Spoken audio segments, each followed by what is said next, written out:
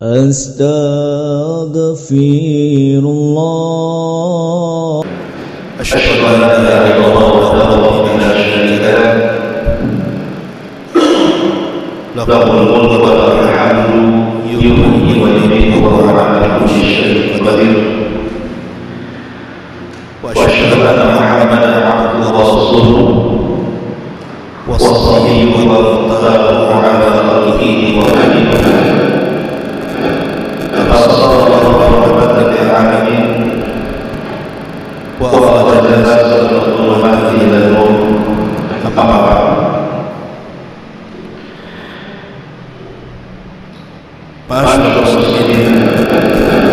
Yang dimuliakan Allah Subhanahu wa Ta'ala,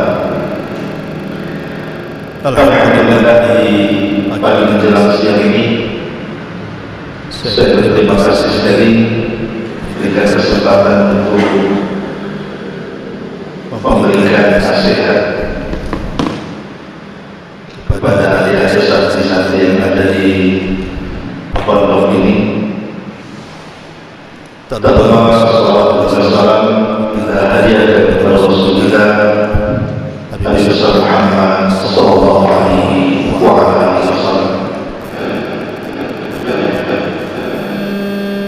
Ada sedikit nasihat yang ingin kita sampaikan kepada adik-adik semuanya, itu yang berkaitan dengan ilmu.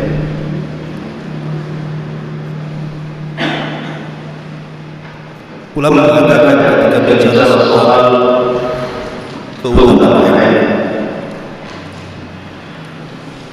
al-ilmu wasilatun ala kulli fadhilah.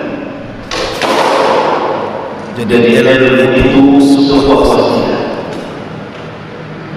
untuk meraih sebuah fadilah, keutamaan. Makanya dijelaskan oleh Imam Ibnu rahimahullah bahwa al-ilmu khairun ma utiya al-insan ba'da al-islam. Jadi ilmu itu sebaik-baik yang diberikan Allah kepada manusia setelah ada Islam. Maknanya ilmu itu jauh lebih baik dibandingkan harta, jauh lebih baik dibandingkan keluarga, bahkan jauh lebih baik dibandingkan segala sesuatu yang ada di dunia. Tentu kata Imam Ibnu tidak demikian, karena memang Al-Quran sendiri yang mengatakan bahwa Allah akan mengangkat derajat siapapun yang Allah Subhanahu wa Ta'ala anugerahkan ilmu kepadanya. Dahulu di zaman para sahabat Rasul, ada seorang gubernur Mekah berjumpa dengan Amirul Mukminin Umar bin Khattab radhiyallahu anhu. Ketika Amirul Mukminin Umar bin Khattab radhiyallahu anhu bertanya kepada gubernur Mekah ini, engkau datang kemari, siapa yang menggantikan posisimu di sana? Kenapa kau tinggalkan Mekah? Maka kata sang gubernur, aku wakilkan di sana dengan seseorang yang bernama Abdurrahman ibnu Abza. Umar tidak kenal siapa Abdurrahman ibn Abza ini, padahal wakil gubernur tuh. Jadi Umar bertanya kepada gubernur Mekah ini, siapa Abdurrahman ibn Abza ini? Maka sang gubernur mengatakan, dia dulunya budak, kemudian aku merdekakan. Sekarang ku angkat dia menjadi wakilku di sana. Jadi Umar mengatakan, apa tidak ada orang merdeka? Kenapa engkau memilih mantan budak dijadikan wakil gubernur? Apa kata gubernur Mekah ini? Dia mengatakan, ya Amirul Mukminin, fa innahu alimun bi kitabillah wa alimun bi faraidillah. Karena Abdurrahman ibn Abza sekalipun dulunya budak kemudian merdeka dan sekarang menjadi wakil gubernur, tapi dia ada kelebihan. Apa kelebihannya? Pakar dalam Quran. Bukan hanya pakar dalam Quran, juga pakar dalam faraid. Bahkan dia diberikan keunggulan, mampu memutuskan sebuah perkara dengan keadilan. Ketika mendengar perkataan itu, apa kata Umar? Umar mengatakan, shadaqa Rasulullah sallallahu alaihi wasallam. Sungguh benar ucapan Rasul. Innallaha yarfa'u bihadzal kitaba aqwaman wa yadh'al akharin. Sungguh Allah Subhanahu wa taala mengangkat dengan Al-Qur'an ini beberapa kaum dan merendahkannya dengan Quran juga beberapa kaum. Dari sini kita tahu bahwa, lihat kisah Abdurrahman ibn Abza, mantan budak yang dimerdekakan, tapi karena memiliki kepakaran dalam ilmu diangkat jadi wakil gubernur. Kemudian Umar memberikan rekomendasi dan mengatakan, aku mendengar Rasul sallallahu alaihi wasallam, terkadang manusia diangkat dengan Al-Quran, terkadang manusia direndahkan dengan Quran. Artinya ilmu itu bisa mengangkat derajat seseorang. Itulah saya katakan di awal, al-ilmu wasilatun ala kulli fadilah. Ilmu itu bisa menjadi wasilah antum mendapatkan banyak keutamaan. Karena dengan ilmu terangkat derajat kita. Coba perhatikan Abu Hurairah radhiyallahu anhu. Abu Hurairah itu kan ashabus suffah. Tahu kan ashabus suffah itu orang yang tinggal di belakang masjid Nabi. Jadi dulu ketika kiblatnya ke sana, ke Baitul Maqdis, kemudian tiba-tiba kiblat itu diarahkan ke Baitul Al-Haram, lah yang belakang tempat kiblat Baitul Maqdis itu dijadikan tenda. Disitulah ashabus suffah tinggal. Dan jumlah ashabus suffah itu hampir 100 orang yang tinggal di situ, yang ngasih makan Nabi dan keluarganya. Lah salah satu ashabus suffah itu adalah Abu Hurairah. Abu Hurairah radhiyallahu an masuk Islam di tangan siapa? Tufail ibn Amr ad-Dausi. Kemudian hijrah Abu Hurairah dari suku Dausi Yaman bersama ibundanya menuju Madinah. Kemudian gabung bersama ashabus suffah. Abu Hurairah radhiyallahu anhu pernah menceritakan, contohnya dalam Sahih Bukhari, bagaimana kehidupan dia pada ashabus suffah itu. Terkadang 3 hari tak makan.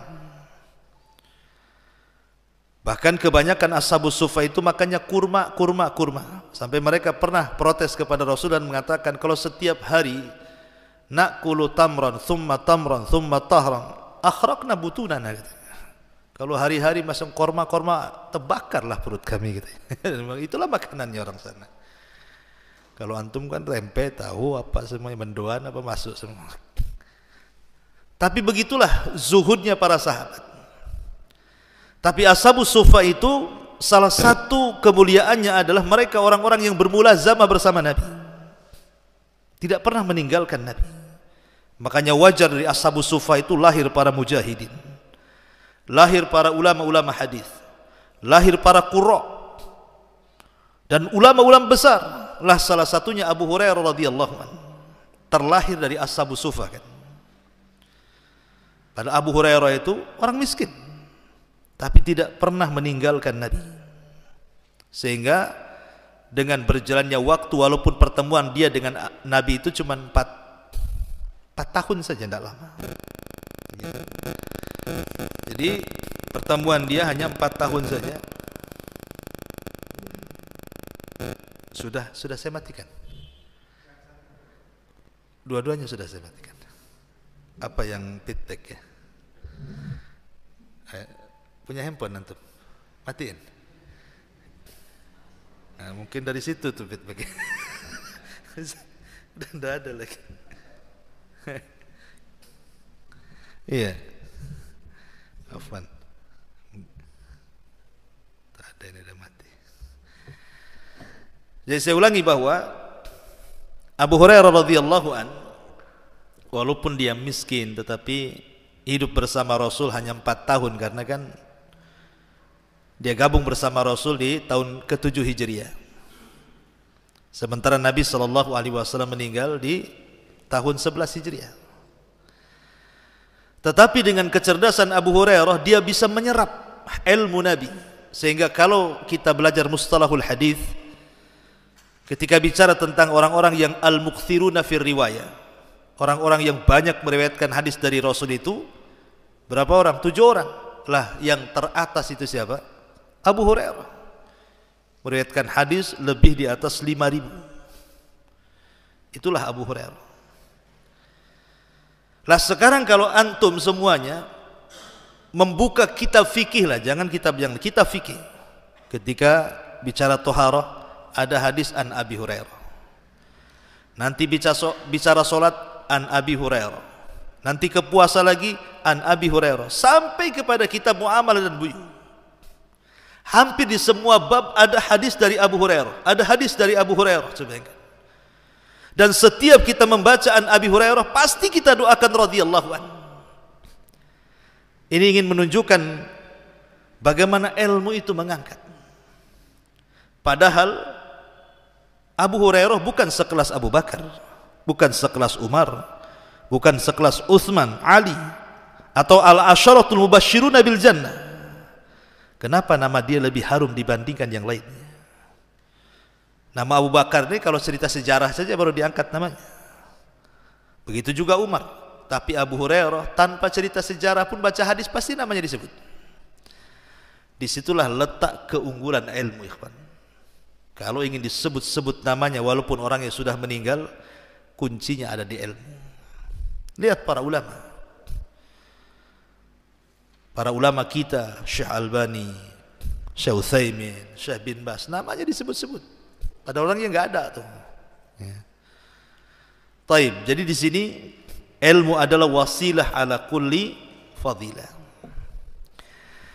Ma'asyiral muslimin wal muslimat rahimani wa rahimakumullah, santri ikhwan dan akhwat yang dimuliakan Allah Azza wa Jalla. Tapi saya ingin menekankan pembahasan di pagi ini soal adab thalabul ilmi. Ini penting bagi antum para santri. Mempelajari adab thalabul ilmi ini sangat penting. Karena dengan mengetahui adab inilah menjadi berkah ilmunya nanti. Yang pertama, ketika belajar ataupun talabul ilmi itu, modal yang antum harus punya adalah as-sabru fi talabul ilmi. Tanamkan kesabaran. Kalau belajar tidak sabar, tidak akan jadi. Apapun, bukan hanya ilmu kan, bukan ilmu agama saja, ilmu apapun kalau tidak disabari pasti tidak akan dapat. Maka saya nasihatkan kepada antum semua bersabar. Yahya ibn Abi Katsir pernah mengatakan dalam sebuah kata-katanya yang indah sekali yang diriwayatkan di dalam muqaddimah Sahih Muslim. Apa kata beliau? La yustata'al ilmu birahatil jismi. Ilmu itu tidak mungkin diraih dengan istirahatnya badan. Tidak mungkin orang beristirahat itu dapat ilmu. Antum tidur-tidur, tahu-tahu hafal matan ini, matan itu, mustahil. Bisa Ustaz, kan ada ilmu laduni. Laduni dari mana? Ilmu itu bitta'allum, bukan bitta'amul. Dipelajari bukan dihayalkan. Cerita khurafat itu. Kalau ingin hafal Sahih Bukhari, bakar aja Sahih Bukharinya, kemudian masukkan ke kopi, minum katanya. Nanti hafal katanya. Mana ada? Ya. Itu mustahil. Ya. Ilmu itu bitta'allum, dipelajari, bukan direnungkan, bukan dicita-citakan, enggak mungkin. Maka kata beliau, tidak mungkin ilmu diraih dengan istirahatnya badan. Bahkan Al-Imam Ibnul Qayyim rahimahullahu ta'ala dia mengatakan, wa amma sa'adatul ilmi fala yurithuka iyaha illa bibadlil was'i wasidqit talabi wasihhatin niyati wassabri alaihi. Katanya Imam Ibnul Qayyim rahimahullahu taala, kebahagiaan sebuah pengetahuan itu tidak mungkin diwariskan kecuali bibadlil was'i, mengerahkan semua tenaga, wasidqit talab, jujur ketika mencari ilmu, wasihhatin niyah, dan juga ada niat yang benar, wassabri alaihi, dan ada kesabaran di dalamnya. Dahulu ada seorang imam madhab ma'ruf, siapa? Abu Hanifah. Siapa namanya Abu Hanifah? Nu'man ibn Thabit, Abu Hanifah. Jadi Nu'man ibn Thabit, murid kesayangannya Abu Hanifah itu adalah Abu Yusuf. Abu Yusuf ini, ikhwan, orangnya miskin. Jadi dia hanya punya satu orang tua jualan di pasar. Jadi kalau seandainya dia tidak bekerja kepada orang tuanya, nggak makan. Tapi Abu Yusuf ini ketika kecil-kecil tertarik dengan ilmu. Jadi kalau Abu Hanifah ngaji di masjid itu, dia duduk di teras, dengerin apa yang dikatakan Abu Hanifah. Jadi Abu Hanifah mengintai anak siapa itu kan, kok suka nguping-nguping di luar ini. Rupanya namanya Abu Yusuf. Kata Abu Hanifah, masuk. Akhirnya setiap ada kajian Abu Hanifah, dia ada di situ. Jadi orang tuanya nyari, kok sekarang jarang bantu, marah dia. Marah, akhirnya ketahuan bahwa dia bermajelis di majelisnya Abi Hanifah. Datang kepada Abu Hanifah dan mengatakan, engkau sudah merusak anakku, katanya. Kata Abu Hanifah, aku tidak merusak dia. Dan aku janjikan kalau dia terus bermulazamah kepada aku, satu hari anakmu akan memakan falujah. Falujah itu makanan yang biasa dimakan para pejabat. Ketawa orang tuanya. Dari mana makan falujah? Makan tempe aja tidak. Kok makan pula makanan pejabat, katanya. Mimpi Abu Hanifah. Akhirnya kemudian Abu Yusuf ini ditarik sama orang tuanya, suruh ke pasar. Kata Abu Hanifah, jangan, biarkan dia belajar di sini. Kata Abu Hanifah, begini saja, berapa satu hari penghasilan?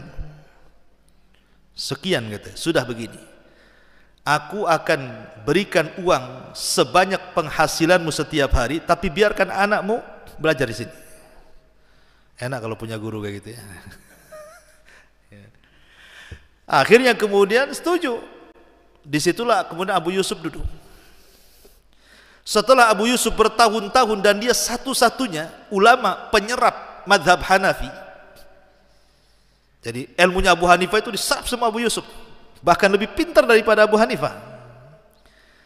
Sampai satu hari sang khalifah datang kepada Abu Hanifah sebelum meninggal untuk dihantarkan salah satu muridnya menjadi qadhi Basrah.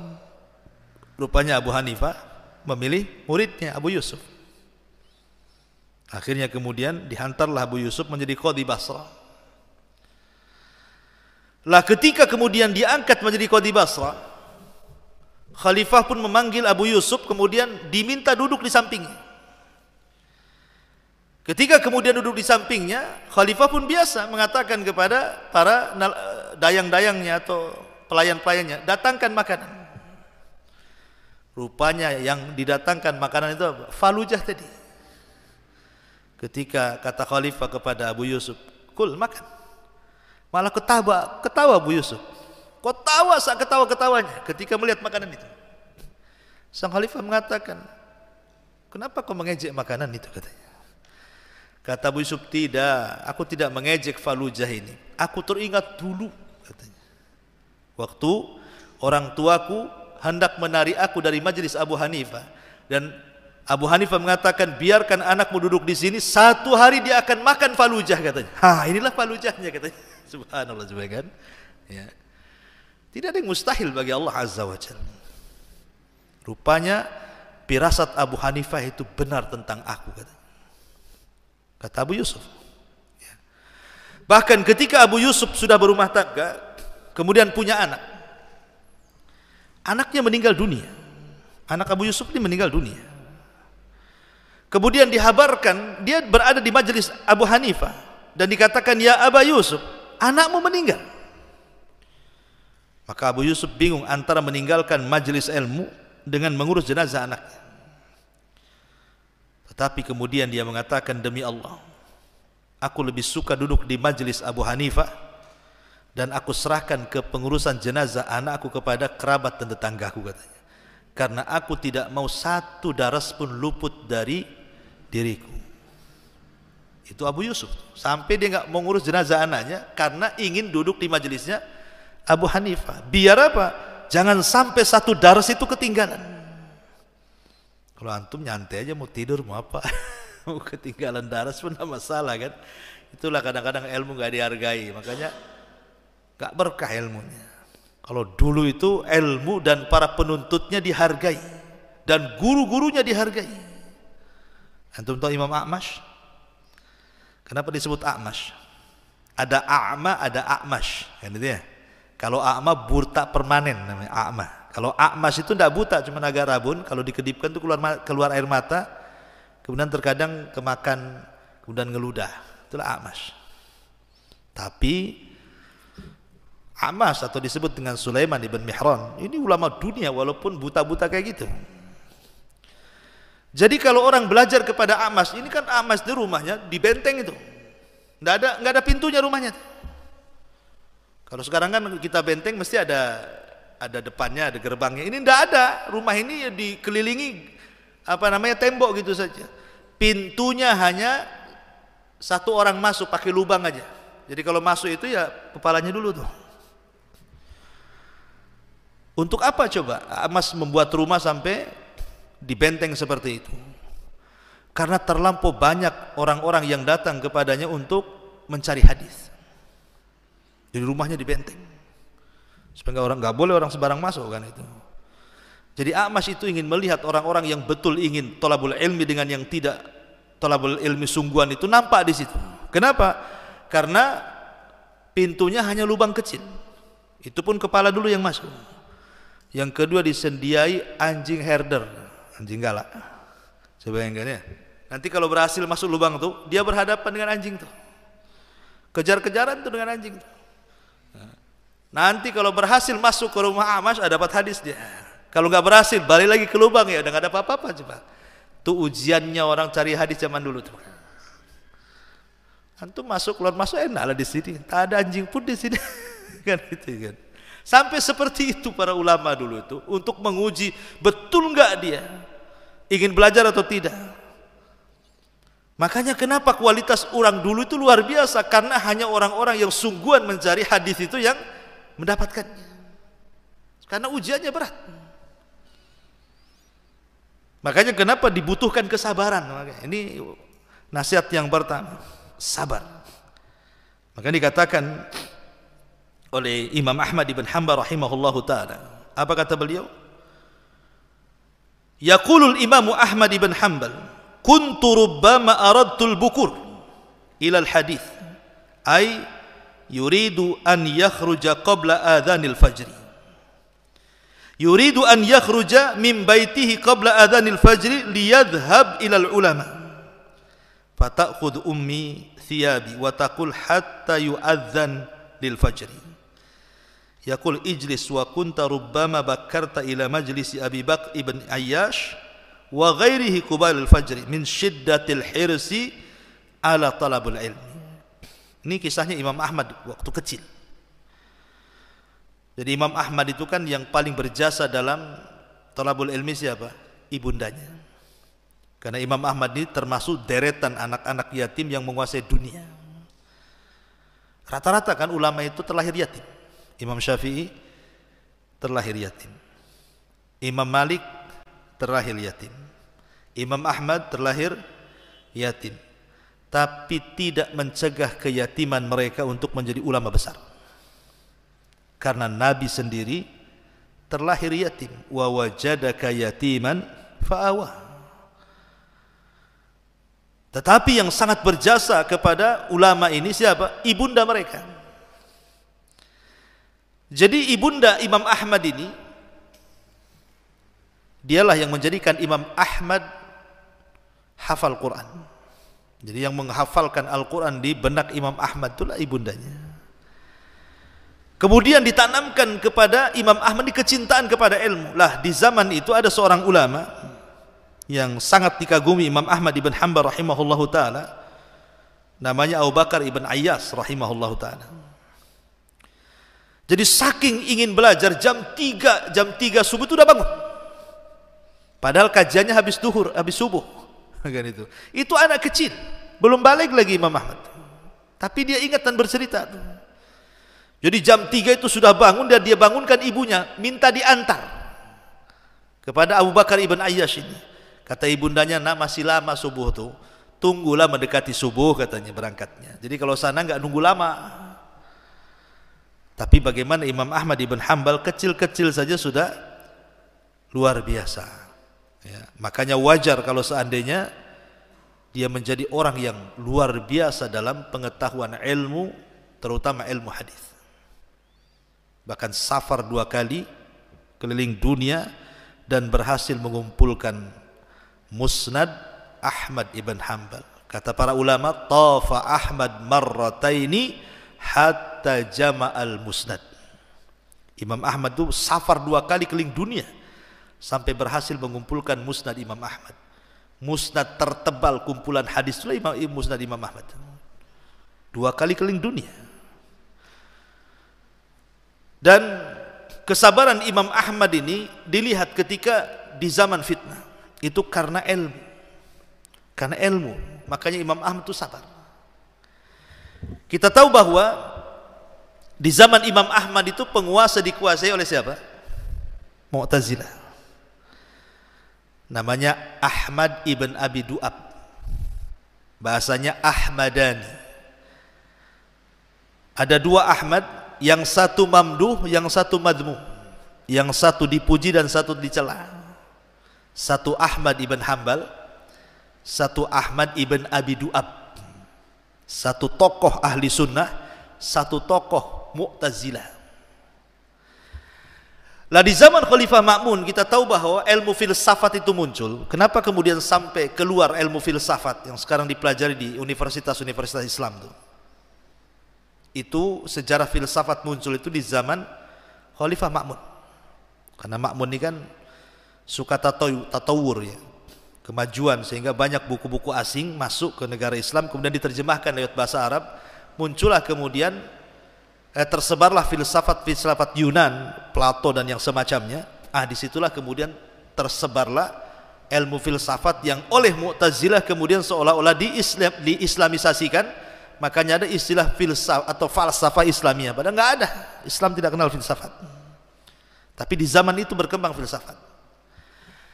Lah di zaman Khalifah Ma'mun ini, karena orang-orang pemikiran Mu'tazilah dengan kecintaan Khalifah Ma'mun dengan filsafat ini kan akur. Akhirnya kemudian Khalifah Ma'mun mengambil Ahmad ibn Abi Du'ab, tokoh Mu'tazilah, dijadikan qadhi. Disinilah terjadi fitnah yang disebut dengan fitnah khalqul Quran. Fitnah siapa berhadapan dengan Al-Quran, dia harus mengatakan Al-Quran makhluk. Kalau tidak ditangkap, dipenjarakan, bahkan sebagiannya dibunuh.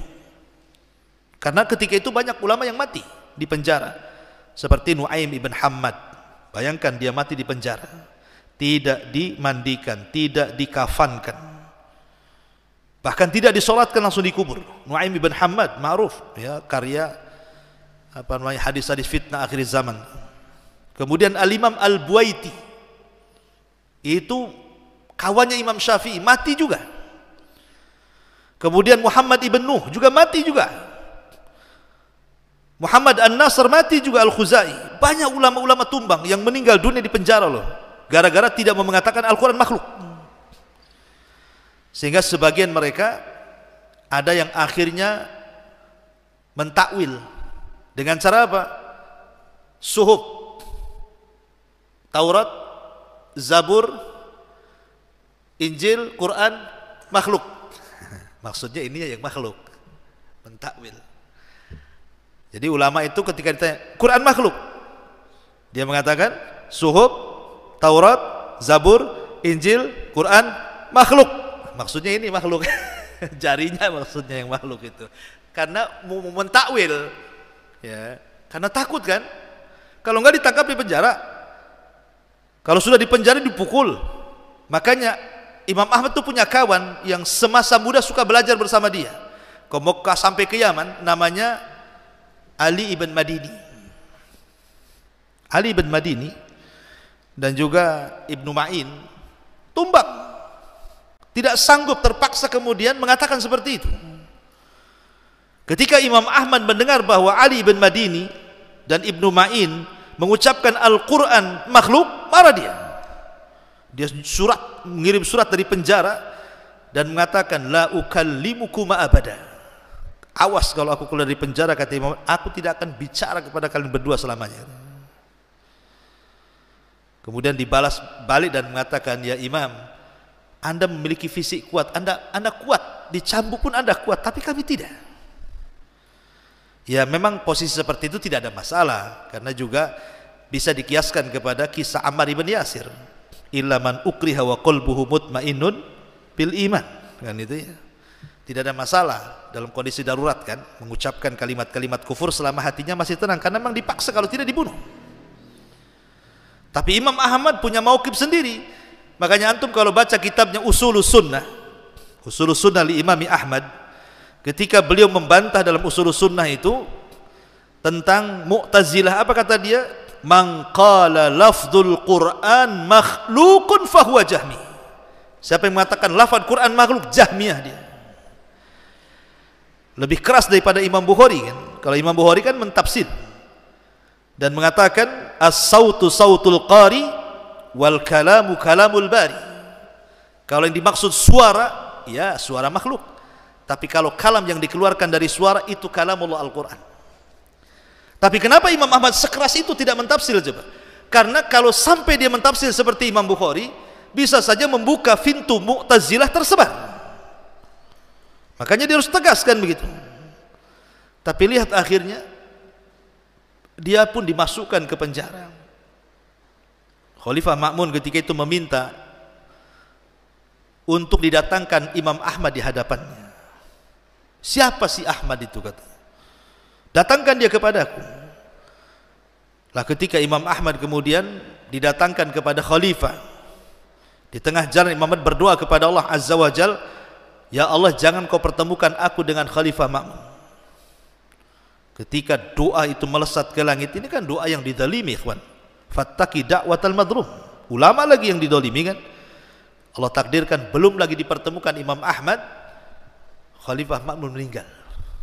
Mustajab doanya. Masalahnya Khalifah Ma'mun ini justru ketika meninggal, kekuasaan jatuh kepada siapa? Kepada Mu'tasim, saudaranya, dan mengatakan agar jangan meninggalkan akidah Mu'tazil. Lebih parah lagi, akhirnya Imam Ahmad dimasukkan ke dalam penjara dan disiksa habis-habisan. Bahkan di zaman Khalifah Mu'tasim terjadi perdebatan hebat antara Imam Ahmad dan Ahmad bin Abi Du'ab. Disaksikan orang ramai itu, sampai Imam Ahmad bersumpah dan mengatakan, kalau seandainya, kata Imam Ahmad nih, kalau seandainya Allah belum menampakkan kebenaran di antara kita berdua dalam debat ini, nanti satu hari Allah akan tampakkan fi yaumil janazah, pada hari ketika kita sudah mati. Di situ Allah akan tampakkan kebenaran. Dan benar, apa kata Imam Ahmad kan? Ketika Imam Ahmad meninggal dunia, berapa 20.000 orang-orang Nasrani, Majusi, bahkan Yahudi masuk Islam kan? Dan yang mengantarkan jenazahnya satu kota Baghdad. Sementara ketika Ahmad bin Abi Du'ab, tokoh Mu'tazilah, meninggal, tidak ada yang menyolati kecuali 3 orang saja. Di situ Allah tampakkan kan kebenarannya. Tapi yang ingin saya katakan dari kisah Imam Ahmad ini, ketika di zaman Khalifah Mu'tasim, Imam Ahmad kan luar biasa disiksa. Akhirnya baru dilepaskan oleh Khalifah Mu'tasim itu ketika ada satu kota di Amuria namanya. Ada satu kota Amuria. Amuria ini dari zaman sebelum Khalifah Mu'tasim atau Khalifah Ma'mun itu sudah mau direbut kaum muslimin, tapi tidak jatuh-jatuh. Di situ ada kasus. Jadi ada tahanan wanita dilecehkan kehormatannya. Kemudian dia memanggil-manggil, wa mu'tasimat, wa mu'tasimat. Tolong aku ai mu'tasim, tolong aku ai mu'tasim. Diketawakan sama orang-orang Nasrani Amuriyah itu. Kau ini teriak-teriak ai mu'tasim, mu'tasim, di mana kau, di mana, katanya. Akhirnya ada seorang muslim mendengar. Kemudian dia pun ke Baghdad melaporkan ada seorang wanita memanggil-manggil mu'tasim. Marah mu'tasim. Akhirnya dia menggerakkan pasukan satu kota Baghdad dan meminta Imam Ahmad dibebaskan supaya menggerakkan murid-muridnya. Akhirnya diserbulah Amuriyah, tumbang Amuriyah. Itulah jasanya Mu'tasim menumbangkan Amuriyah. Kata Imam Ahmad, "Lau kana li da'watun mustajab la da'autul Mu'tasim." Kalau aku punya doa yang mustajab, aku berikan kepada Khalifah Mu'tasim. Karena dia sudah membebaskan Amuriyah, maka semua kezaliman dia kepada aku maafkan semuanya. Khalifah Mu'tasim dari penyerangan Amuriyah meninggal. Ganti pula dengan Khalifah Al-Wathiq. Lebih kejam lagi. Ditangkap lagi Imam Ahmad, di penjara rumahan. Sampai ada seorang namanya dari Maroko ya. Maroko itu dari Maghrib, Maroko. Siapa namanya? Baqi bin Mikhlad. Baqi ibn Mikhlad yang punya musnad. Dia ingin belajar kepada Imam Ahmad di Baghdad. Dia nggak tahu kalau Imam Ahmad itu di penjara. Dia berjalan dari negara ke negara tuh. Baqi ibn Mikhlad ini dari Maroko, dari Maghrib sana sampai ke Baghdad, melewati 45 negara tuh. Di zaman itu belum ada pesawat, ya kapal-kapal kayu kan itu. Rupanya ketika sampai di Baghdad kecewa dia karena Imam Ahmad tidak boleh meriwayatkan hadis. Tidak boleh mengajar sama Khalifah Wathiq ini. Di penjara rumahan dijaga. Tapi Baqi bin Mikhlad cerdas dia. Akhirnya dia rubah penampilannya pura-pura jadi pengemis. Jadi enggak lagi kayak antum talabul ilmi, pokoknya pakai sembarang pakaian supaya bisa berjumpa dengan Imam Ahmad. Jadi pura-pura ngetuk pintu, saya pengemis gitu ya. Ketika sudah jumpa, kalau ke pengemis boleh datang, tapi kalau talabul ilmi tak boleh. Jadi pas dibuka langsung bisi-bisi Baqi bin Mikhlad, "Ya Imam, saya jauh dari Maroko lah, saya pura-pura jadi pengemis, cepat kasih satu hadis," gitu. Gitu. Jadi setiap hari ngetuk pintu dapat satu hadis, sampai dapat 300 hadis. Bayangkan, antum nggak perlu compang-camping ke sini jadi belajar ya. Dia jadi pengemis hingga dapat satu hadis, sampai 300 hadis, berarti kan 300 jadi pengemis tuh. Bayangkan tuh kan, Baqi bin Mikhlad. Setelah kemudian Wathiq meninggal, barulah kemudian di tangan Mutawakkil ahli sunnah naiklah. Disitulah kemudian Imam Ahmad ibn Hanbal mencari Baqi ibn Mikhlad dan dijadikan muridnya. Akhirnya dia berhasil mengumpulkan hadis dari Musnad Imam Ahmad itu lebih tebal daripada Musnad Ahmad. Namanya Musnad Baqi ibn Mikhlad, tetapi sudah mafkud pula, enggak tahu kitabnya di mana. Tapi kisahnya seperti itu. Yang syahidnya adalah bagaimana Imam Ahmad mencontohkan kepada kita kesabaran, sabar dalam menuntut ilmu. Makanya orang yang diberikan kesabaran menuntut ilmu, dia bisa menghadapi segalanya. Walaupun nyawa taruhannya. Orang kalau sabar ikhwan, insya Allah. Lah seorang thalabul ilmi harus punya modal, karena antum di sini lain dengan di rumah kan. Antum di rumah suka-suka tidur, di sini tidak bisa, jam sekian bangun, jam sekian halakoh, jam sekian setor, jam sekian harus bangun, jam sekian harus tidur. Disiplin. Kalau tidak sabar, nggak jadi antum. Ini penting. Seorang thalabul ilmi ini harus memiliki akhlak sabar. Ini yang pertama. Yang kedua, nasihat para ulama. Thanian, yang kedua, al-ikhlas. Ini penting.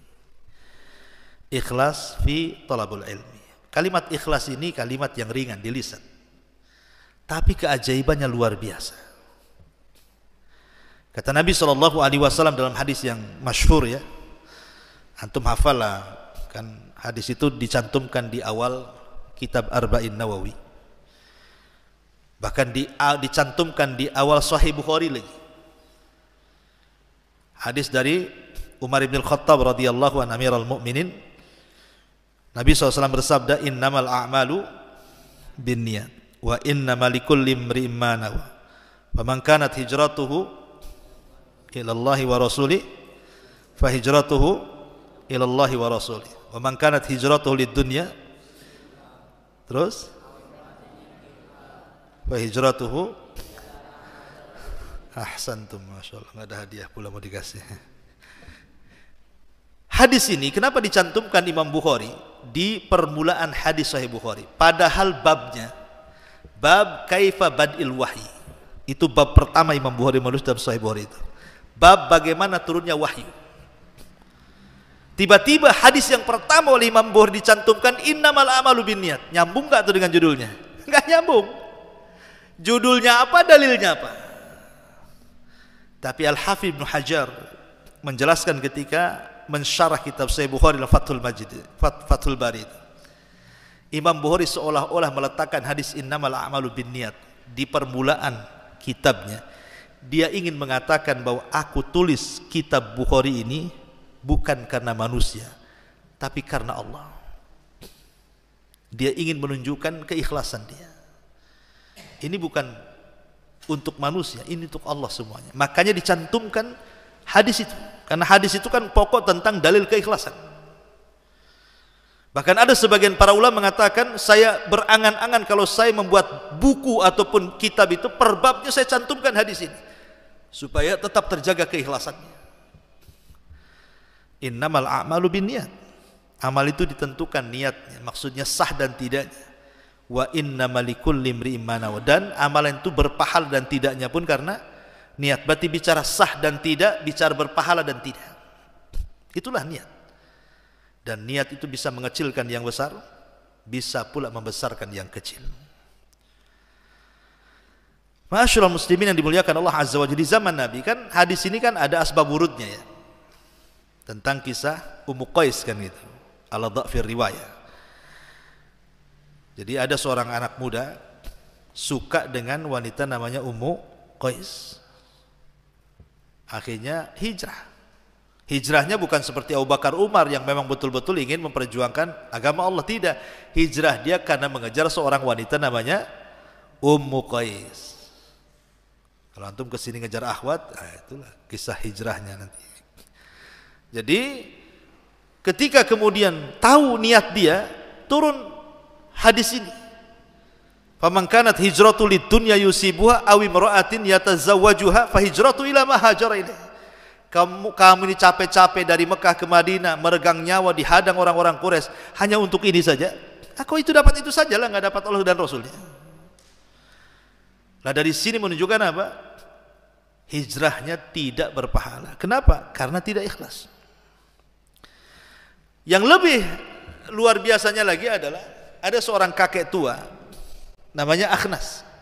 Itu seorang penyair kondang. Jadi dia melihat para sahabat hijrah ke Madinah tuh, Akhnas ini heran.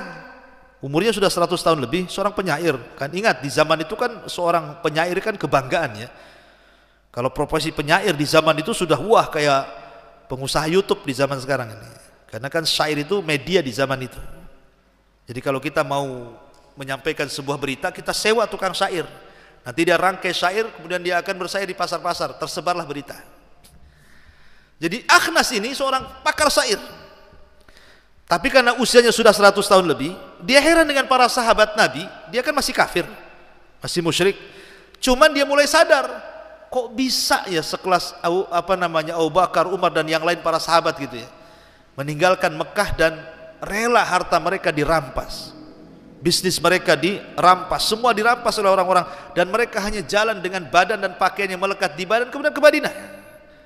Jadi Akhnas berpikir, kalau memang agama Muhammad itu sesat, kenapa mereka bisa melakukannya? Terpikir dia ingin masuk Islam. Akhnas ini. Akhirnya kemudian berangkatlah dia, pengen menyusul orang-orang Islam. Dia masih musyrik. Ketika ketahuan sama pembesar Quraisy itu, nggak terima, dihadang di tengah jalan. Ila aina ya Akhnas? Mau kemana kau Akhnas? Kata. Saya ingin ke Madinah, ingin masuk Islam, ingin baiat kepada Muhammad. Kata pembesar Quraisy ini, jangan. Dengan satu tukang syair yang dimiliki Muhammad namanya Hasan ibn Thabit aja, kami sudah bingung. Kau pula mau gabung, makin bingunglah kami katanya. Enggak usah gabung katanya. Sekarang gini saja, mulai dikasih syubhat. kamu tahu nggak Akhnas, kalau kau masuk agama Muhammad, agama dia mengharamkan minum khamr, kau tidak akan mabuk lagi katanya. Karena orang jahiliyah kan terbiasa mabuk. Kata Akhnas, nggak apa-apa, aku udah lama tak mabuk katanya, tetap aku berangkat. Akhirnya dikasih syubhat lagi, ya Akhnas, kalau engkau tetap berangkat, agama Muhammad mengharamkan zina, kau nggak berzina lagi nanti. Dia mengatakan, aku sudah tua, cuman aku berzina katanya. Ngapain katanya? Usia aku udah 100, sudah tak ada keinginan berzina lagi. Sudah biarkan aku pergi. Pusing nih orang-orang musyrik ini. Akhirnya mulai dikasih syubhat lagi. Ya Akhnas, gimana kalau seandainya kau batalkan safarmu ke Madinah, kami sediakan 100 ekor unta. Satu unta itu kalau tipe A itu bisa 100 juta lebih. Bisa harga unta itu 160, 170 juta. Artinya kalau dibelikan mobil dapatlah Avanza 1. Jadi kalau 100 ekor unta, 100 mobil Avanza. Artinya kan bisa buka dealer tuh, dealer unta. Jadi kan banyak tuh. Makanya diatnya pembunuhan kan 100 ekor unta. Kaya gitu ya korbannya. Jadi terpikir 100 ekor unta, mulai goyang deh. Kalau tadi dilarang mabok memang tak mabok, dilarang zina memang sudah tak zina. Ketika ditawari 100 ekor unta, goyang dia. Berangkat nggak, ngitung kancing dia. Akhirnya pikir oke, tapi sediakan unta itu dulu. Betul nggak? Jangan-jangan kalian berbohong dan berdusta kepada. Tidak Akhnas, kami sediakan. Akhirnya disediakan betul-betul untanya, 100 ekor lagi. Mulai dia terpikir, bagus pulang bawa unta daripada ke Madinah masuk Islam katanya. Betul, subhanallah, hidayah milik Allah ikhwan. Dia pulang bawa 100 ekor unta. Allah takdirkan unta yang ditungganginya terperosok ke lubang. Belum sampai di kabilahnya jatuh mati. Coba, hidayah milik Allah. Seandainya dia menolak tawaran unta itu, kemudian ke Madinah hijrah bersama para sahabat, masuk Islam dan berbaiat, husnul khatimah. Tapi dia lebih memilih unta dan tidak mau masuk Islam, mati di tengah jalan, su'ul khatimah. Kenapa bisa berubah-ubah di sini? Menunjukkan hati manusia itu bisa berubah-ubah kan? Makanya doa yang selalu dibaca Rasul, kata Ummu Salamah, ya muqallibal qulub tsabbit qalbi ala ta'atik, ya musarrifal qulub sarrif qulubana ala dinik. Wahai zat yang membolak-balikan hati, tetapkan hatiku di atas ketaatan kepadamu. Wahai zat yang membolak-balikan hati-hati manusia, tetapkan hati kami di atas agama. Kata Ummu Salamah radhiyallahu anha, ya Rasulullah, ma aktsara ma tad'u bi, katanya, alangkah banyaknya kau ini sudah mengucapkan doa-doa itu dalam salat-salatmu. Ada apa? Mungkinkah Rasul menyimpang sehingga harus mengatakan seperti itu? Tapi Nabi mengatakan kepada Ummu Salamah, ya Ummu Salamah, hati saya, hati kamu dan hati semua manusia berada di jari jemari Allah. Yuqallibu kaifa yasha. Allah bisa membalak-balikan kapanpun Allah mau. Allah bisa menjadikan sesat sesaat, Allah bisa memberikan petunjuk sesaat. Disitulah pentingnya ikhlas. Makanya Umar bin Khattab radhiyallahu anhu satu hari membawa lembaran Taurat, lembaran 2-3 lembar Taurat saja, bukan satu kitab Injil, tidak. Kitab Taurat bukan, hanya beberapa lembar. Lewat di hadapan Nabi. Apa kata Nabi? Ya Ibnul Khattab amutahawikun ant? Heh, Ibnul Khattab, kau sudah bingung? Taraktukum alal bayda lailuha kanahariha la yazigu anha illa halikat Rasul. Aku tinggalkan lu Islam terang benerang. Aku tinggalkan Islam terang benerang yang malamnya seperti siangnya. Siapapun yang menyimpang pasti dia binasa. Lemparkan itu lembaran-lembaran itu. Sekelas Umar yang dikatakan mulham dan muhaddats, ucapannya selalu menurunkan wahyu. Rasul takut kalau Umar terpengaruh dengan Taurat. Padahal otak secerdas Umar. Kata Rasul, buang itu Taurat. Amutahawikun anta ya Ibnul Khattab, kau sudah bingung, buang. Rasul mengkhawatirkan Umar takut dia masuk Yahudi. Padahal sekelas Umar tidak mungkin masuk Yahudi kan begitu. Tapi bagaimana Rasul mengkhawatirkan Umar jangan sampai hatinya rusak. Kalau sekelas Umar saja dikhawatirkan, apalagi sekelas antum-antum ini. Saya tuh dulu punya murid orang Tanjung Pinang. Sebelum dia hijrah tuh, dia suka baca Injil. Kemana-mana semua kitab Injil dia beli. Sampai rusak pemikirannya. Jadi tanya apa yang di Injil yang dibaca dia, bukan tanya Quran. Karena nggak pernah dibaca Qurannya. Jadi saya marahi, ya, kan tuh harusnya Quran dulu. Ngapain kitab-kitab ini? Dia sudah kena syubhat untuk perbandingan Ustaz. Quran saja nggak dikuasai. Sekarang mau membanding-bandingkan dengan Injil, perbandingan dari mana? Perbandingan itu kalau menguasai yang satu baru membaca yang lain. Yang satu aja Islam nggak dikuasai, tiba-tiba membaca kitab lain, perbandingannya di mana? Yang ada sesat lah kan begitu. Jadi memang ikhlas itu penting. Ya, membersihkan hati itu penting. Maka seorang thalabul ilmi itu harus punya kejernihan hati, harus punya tasfiyah. Kalau sudah tasfiyah, nanti ditarbiyahnya mudah. Makanya ada istilah tasfiyah, tarbiyah, tahliyah dan takhliah bahasanya. Ini yang kedua, ikhlas itu penting. Makna ikhlas itu seorang thalabul ilmi jangan riya, jangan sum'ah, jangan takabur, jangan suka merendahkan orang, kawannya dan begitu seterusnya. Jangan ada hasad intinya. Nah, itu penyakit-penyakit itu tidak boleh ada pada seorang thalabul ilmi. Ini yang kedua. Kemudian yang ketiga, saya rangkum sebenarnya nasihat ini dari nasihat yang ditulis oleh Al-Imam Ibnu Utsaimin rahimahullahu taala. Kemudian yang ketiga, al-ilmu atau al-amalu bil ilmi. Al-amalu bil ilmi, berusaha untuk mengamalkan apa yang sudah antum dapat. Ketika para ulama membahas tentang surah Muzammil, ada mengatakan surah Muzammil itu kan surat kelima yang turun setelah surah Al-Lahab. Allah mengatakan apa? Ya ayyuhal Muzammil qumil laila illa qalila nisfahu aw inqus minhu qalila aw zid alaihi warattilil qur'ana tartila. Ketika turun, memang surah Muzammil ini surah yang aneh sendiri dalam Quran itu. Kenapa? Karena awalnya memansuh akhirnya.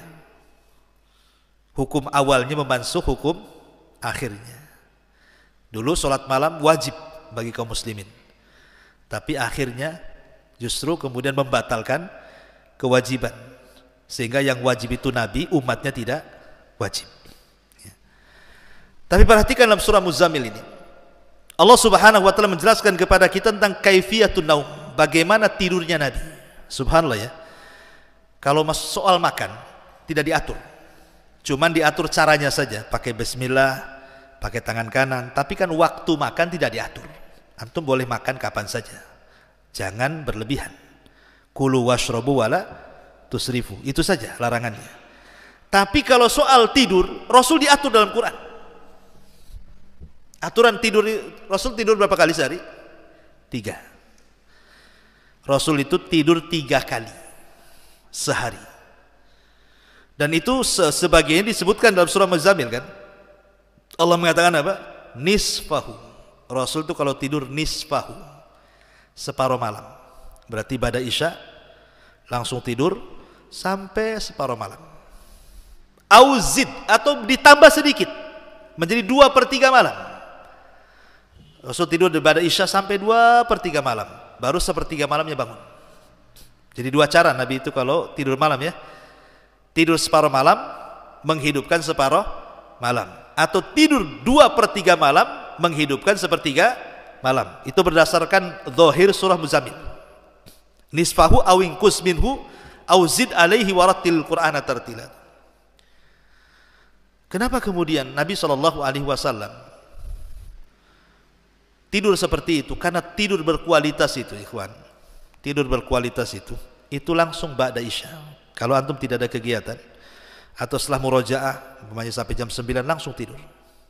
Karena Rasul membenci sahar ba'dal isya wa naumu ba'dal maghrib. Rasul sangat membenci tidur setelah maghrib dan ngobrol setelah isya kalau tidak ada manfaatnya. Kalau antum udah selesai murojaah tidur, ya. Nanti supaya antum bangun sepertiga malam atau separuh malam. Karena seorang talabul ilmi, ikhwan, antum calon dai. Antum tuh bukan orang biasa, orang pilihan. Karena tidak semua orang mau belajar di pondok. Bersyukur antum itu dipilih oleh Allah bisa hadir di sini dan belajar. Karena tidak semua orang bisa Allah pilih antum bisa di sini. Lah, seorang talabul ilmi adalah calon-calon dai. Dan seorang dai itu tugasnya apa? Mengajak manusia ke dalam kebenaran. Menghantarkan hidayah taufik kepada hidayatul irsyad. Dan memberikan hidayah tidak mungkin kecuali dengan pertolongan. Dan pertolongan itu bisa diraih dengan bangun di sepertiga malam. Jadi bangun di sepertiga malam itu senjata seorang dai. Senjata seorang thalabul ilmi. Seorang thalabul ilmi kalau tidak pernah bangun di sepertiga malam tidak akan dapat taufik. Maka bangun di sepertiga malam itu senjata paling ampuh dalam thalabul ilmi, dalam berdakwah. Malamnya kita meminta kepada Allah setelah tahajud. Rabbi zidni ilma, ya Allah berikan ilmu yang panjang kepadaku, yang banyak kepadaku. Dan ketika kita berdakwah, ya Allah berikan hidayah manusia. Sehingga malamnya kita bermunajat, siangnya langsung eksekusi. Baca Quran, ngajak manusia. Itu namanya menggabungkan dua taufik. Pertama, hidayatul taufik, meminta kepada Allah. Yang kedua, hidayatul irsyad, antum ngajak. Insya Allah, kalau dua perkara ini antum lakukan dalam berdakwah, sukses. Karena malamnya kita minta taufik kepada Allah kan, supaya Allah melembutkan hati orang yang kita akan dakwai. Atau mungkin melembutkan kita sendiri ingin belajar besoknya. Besok ini saya harus hafal sekian. Minta kepada Allah. Ilmu itu rizki, tidak bisa antum datangkan sendiri. Harus taufik dari Allah ya kan. Minta kepada Allah. Makanya pentingnya seorang talabul ilmi itu bangun di sepertiga malam. Disitulah rahasia berhasilnya antum. Kalau ingin berhasil, bangun di sepertiga malam. Itulah cara mengamalkan ilmu namanya. Baru habis subuh, jangan tidur. Habis subuh itu rahasia hidup antum ada di situ. Ba'da subuh sampai terbit matahari. Kata Nabi SAW, Allahumma barik li ummati fi bukuriha. Ya Allah, berkahi umatku di waktu pagi. Kapan itu? Ba'da subuh sampai terbit matahari, itu waktu berkah. Makanya kenapa seorang talabul ilmi, bagi-bagi antum ini dianjurkan menghafal Quran di waktu-waktu itu. Itu waktu jernih-jernihnya. Di waktu ini waktu berkah, minta kepada Allah. Di sela-sela antum menghafal Quran, murojaah Al-Quran atau murojaah apa ba'da subuh itu, minta agar ditambah ilmu. Karena itu berkah. Apa sih arti berkah itu? Arti berkah itu luzumul khairi was tiqraruh. Kebaikan yang menetap dan tidak mungkin hilang, bahkan bertambah. Antum ingin tahu contohnya berkah dengan enggak berkah? Saya contohkan nih biar antum mudah ya. Di dunia ini ada dua binatang. Satu anjing, satu kambing. Anjing, kambing, eng juga ujungnya tuh. Kambing, anjing, jangan ketukar. Anjing jelas binatang najis, haram dalam Islam. Kambing halal dimakan. Bahkan kesukaan Nabi SAW kan. Sekarang kita lihat populasi antara anjing dan kambing. Lebih banyak mana? Jumlah anjing atau jumlah kambing? Hah? Kambing? Ya, kenapa jumlah kambing lebih banyak? Padahal kambing ini kan sasaran penyembelian. Akikah, anjing apa kambing yang disembelih? Kambing. Walimah, kambing. Sate Madura, kambing. Idul Adha, kambing. Nggak ada orang nyembelih anjing itu, kecuali orang kafir aja, itu pun tidak semua suka. Artinya binatang yang merupakan sasaran penyembelihan harusnya secara populasi kan habis. Karena hari-hari disembelih kan. Anjing kan jarang disembelih. Tapi kenapa jumlah mereka nyusut? Jumlah mereka makin habis? Ini kan pertanyaan nih. Ini kambing hari-hari disembelih tak habis-habis.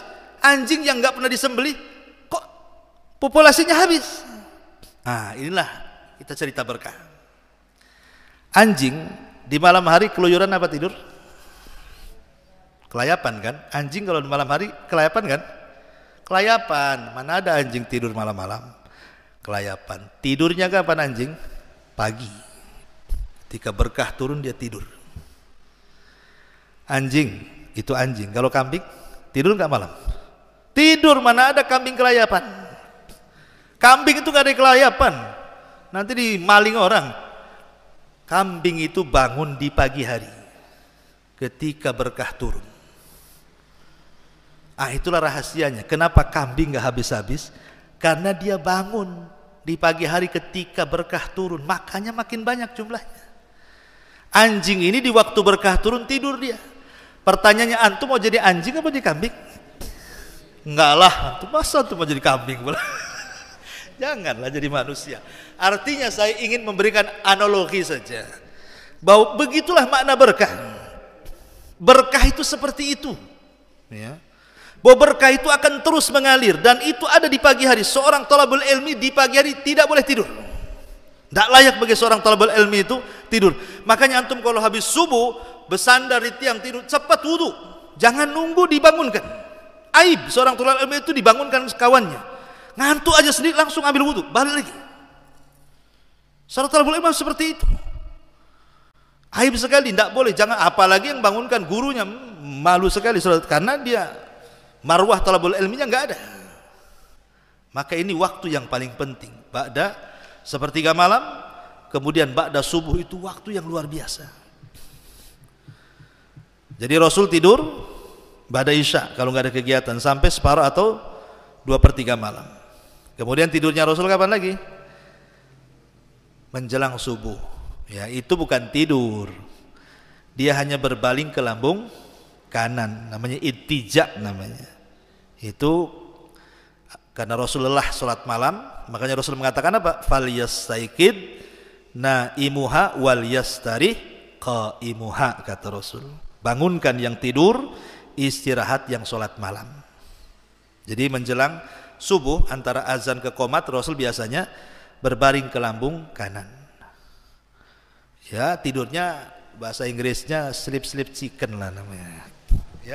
Ya itu aja lah, tidur ayam, nggak betul-betul tidur ya. Kemudian ada siang-siang Rasul namanya kailulah. Ada khilaf ulama, apakah kailulah itu kubail al-zuhri atau ba'da zuhur. Tapi pendapat jumhur mengatakan bahwa kailulah itu dilakukan sebelum zuhur, ya, antara 20-30 menit sebelum zuhur, itu disebut kailulah. Kata Rasul dalam riwayat Tirmidzi, kilu fa inna syaitana la yakil. Hadis ini dihasankan oleh Syekh Albani. Tidurlah siang karena setan itu tidak pernah tidur siang. Artinya kalau kita tidur siang sebentar, maka menyelisih tidurnya setan. Bukan tidur betulan, tidak, maksudnya untuk merebahkan saja. Pemain antum capek nih, habis belajar, kemudian sebelum zuhur ya sekitar 10 menit antum baringkan saja. Itu sunnah hukumnya, supaya kepenatan belajar dari pagi sampai jam 11 itu hilang. Dan kata peneliti Amerika, orang yang membiasakan kailulah itu akan jauh dari stroke. Orang yang membiasakan tidur siang sebelum duhur walaupun 15 menit itu akan dijauhkan dari penyakit stroke. Ya, bagi kita tidak perlulah meneliti seperti mereka orang-orang barat. Karena dalam Islam kita yakin apapun yang dikerjakan Nabi itu pasti ada manfaatnya. Diteliti atau tidak diteliti, pasti ada manfaatnya. Setiap larangan ada madaratnya, setiap perintah pasti ada manfaatnya. Itu kaidah Islam seperti itu. Walaupun diteliti atau tidak, seperti kemudian orang Jepang meneliti apa? Air yang dibacakan, air Quran kan? Kemudian dimasukkan lab. Rupanya air yang dibacakan Quran itu molekulnya itu lebih padat sehingga bisa digunakan untuk detox. Nggak perlu kita pakai teliti Jepang. Yang jelas bahwa ruqyah itu bermanfaat bagi kita kan. Ya, tapi kan mereka penasaran saja gitu, apa yang dilakukan orang Islam kan. Tapi kita yakin setiap apa yang diperintahkan itu pasti ada manfaat besar dalam Islam. Jadi selaku talabul ilmi, saya ulangi, adalah al-amalu bil ilmi, berusaha untuk mengamalkan yang sudah diketahui, mulai dari sholat malamnya, mulai dari nawafilnya, sholat sunnahnya, dan begitu seterusnya. Ya, sampai jam berapa ini? Hah? Ada tanya jawabnya. Oke, yang terakhir. Ya, sebenarnya masih banyak materinya, nggak apa-apa. Yang terakhir, seorang talabul ilmi adalah at-ta'addub ma'asyaikh, punya akhlak dengan guru. Penting. Keberkahan ilmu itu karena antum menghormati guru. Terkadang guru ini menyebalkan, ikhwan. Terkadang mengenakkan. Ada guru itu yang lembut, ada guru itu yang kasar. Tapi dua-duanya bermanfaat bagi seorang murid. Kalau bukan karena Allah kemudian para guru, tentu kita tidak akan jadi cerdas. Makanya beradab kepada guru itu penting. Dengan cara apa? Mendoakan mereka. Imam Ahmad Ibn Hanbal rahimahullahu ta'ala ketika sujud dalam sholat, terdengar oleh anak perempuannya selalu mendoakan Allahumma gfirli wali walidayya wali Muhammad ibn Idris. Jadi doanya Imam Ahmad ketika sujud itu, ya Allah ampuni dosa-dosaku, dosa kedua orang tuaku, dan dosa Muhammad ibn Idris. Jadi anaknya bertanya kepada Imam Ahmad, ya Imam, wahai Abi, siapa Muhammad ibn Idris? Selalu kau doakan. Kata Imam Ahmad, dia adalah guruku. Aku sudah mendoakan dia selama 40 tahun. Siapa Muhammad ibn Idris? Imam Syafi'i. Namanya Muhammad ibn Idris. 40 tahun Imam Ahmad mendoakan dalam sholatnya, mendoakan keampunan. Coba bayangkan, 40 tahun karena berjasanya Imam Syafi'i kepada Imam Ahmad. Sebenarnya dua-duanya berjasa kan. Imam Syafi'i kan terkadang belajar hadis kepada Imam Ahmad, Imam Ahmad belajar fikih kepada Imam Syafi'i kan. Tapi Imam Ahmad merasa bahwa Imam Syafi'i itu guru terbaik pada kehidupannya. Kalau bukan karena Imam Syafi'i, tidak ada Ahmad di dunia seolah seperti itu. Maka sebagai jasanya beliau mendoakan Imam Syafi'i. Nah antum juga sama, doakan ustaz-ustaz di sini. Yang ngajari antum lo doakan. Kalau mereka masih hidup ya kita katakan hafidhahumullah. Kalau mereka sudah meninggal ya katakan rahimahumullah. Begitu adab seorang talabul ilmi. Ikhtiram, ya, ada penghormatan. Tetapi walaupun demikian dilarang hulu, tidak boleh.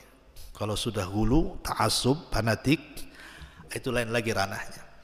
Tapi yang dimaksud di sini maksudnya ta'addub ma'asyah ini, maksudnya hargai mereka, hormati mereka. Ya, menghormati, layaknya kita menghormati guru kita karena mereka sudah berjasa kepada kita. Dan banyak lagi, dan hindari perselisihan, fokus belajar. Dan saya nasihatkan teruslah tingkatkan pengetahuan. Insyaallah al-yaum, sekarang mungkin antum masih anak-anak, tapi ingat besok mungkin antum pengganti kami gini. Ustaz di sini mungkin nanti antum penggantinya. Maka jangan sia-siakan waktu di pesantren ini. Tapi sampai di sini sebagaimana arahan kita buka tanya jawab ya. Silakan santri-santri kalau ada yang bertanya. Kita buat tanya jawab ya. Tanya-tanya ringan aja.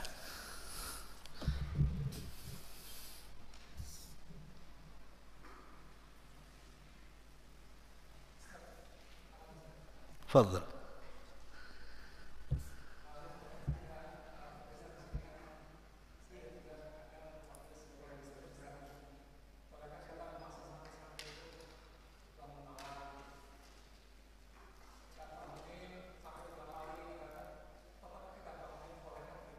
Oh.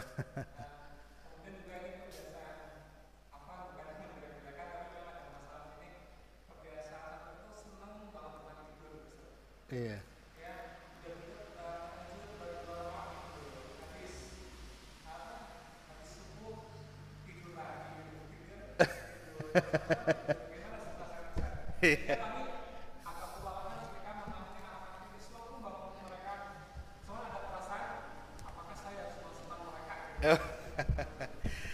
Ya, alhamdulillah. Ya sebenarnya ya harus seperti itu pendidikan itu. Karena kan dibiasakan. Memang begitu.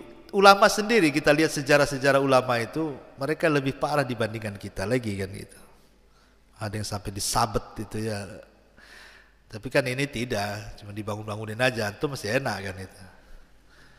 Kalau zaman dulu saya kecil-kecil di desa itu sampai disundut tuh pakai korek itu alisnya kalau nggak bangun. Zaman dulu kan. Tapi zaman sekarang nggak mungkin, nanti antum lapor sama orang tuanya di demo pula pesantrennya. Tetapi begini, memang seharusnya seorang pendidik nggak masalah, harus keras kepada santri, membiasakan, karena membangunkan mereka di waktu jam-jam yang memang harus bangun, itu membiasakan mereka. Dan antum selaku santri itu kan harusnya juga tahu kewajiban ya, kalau bangun-bangun. Waktu saya masih ingat di Yaman itu, kalau Ustaz Zakaria mungkin pernah cerita sama antum, kita bangun pakai kaleng kongguan lagi mantum tuh ya. Tentu kaleng kongguan tuh. Jadi jam 3 malam itu yang pembangun itu bawa kaleng kongguan gitu. Antum pakai gitu? Enggak bangunin ya di sini? Enggak ya? Itu pakai kaleng kongguan kan. Kalau enggak itu di telinga digini-gini coba kan. Sampai seperti itu di sana. Padahal kita sudah tua-tua, maksudnya sudah besar-besar ya kan. Dibegituin tuh. Tapi efeknya bagus. Efeknya maksudnya jadi lebih disiplin lagi. Jadi antum jangan sakit hati kalau dibangunkan oleh guru-guru di sini kan. Jam waktu ngantuk-ngantuknya jam 3. Ya memang supaya antum terbiasa itu. Dan itu waktu-waktu mustajab doa ya kawan. Apalagi sepertiga malam kan dibangunkan itu mustajab doa. Kemudian waktu habis subuh itu kan waktu berkah tuh. Harusnya beruntunglah kita diingatkan. Dan itu sudah tanggung jawab. Saya kira sudah benar. Cuman kesadaran santri mungkin lebih ditingkatkan lagi, kan sudah besar juga antum ini, masa harus dibangunkan. Ini biasanya takutnya begini, kalau di pondok susah dibangunkan, nanti pas liburan itu mungkin tidur terus di rumah tuh. Ya karena di pondok aja tukang tidur ya. Kalau pulang ya kesempatan lagi tidur nggak bangun-bangun kan. Ini kan masalah. Itu jadi keluhan orang tua ke pondok. Kok anak saya tidur terus ya? Iyalah di pondok sering tidur kan ya. Jadi intinya ya saya nasihatkan, sudah betul antum sebagai guru-guru di sini paksa mereka, gak apa-apa, paksa anak-anak ini untuk bangun.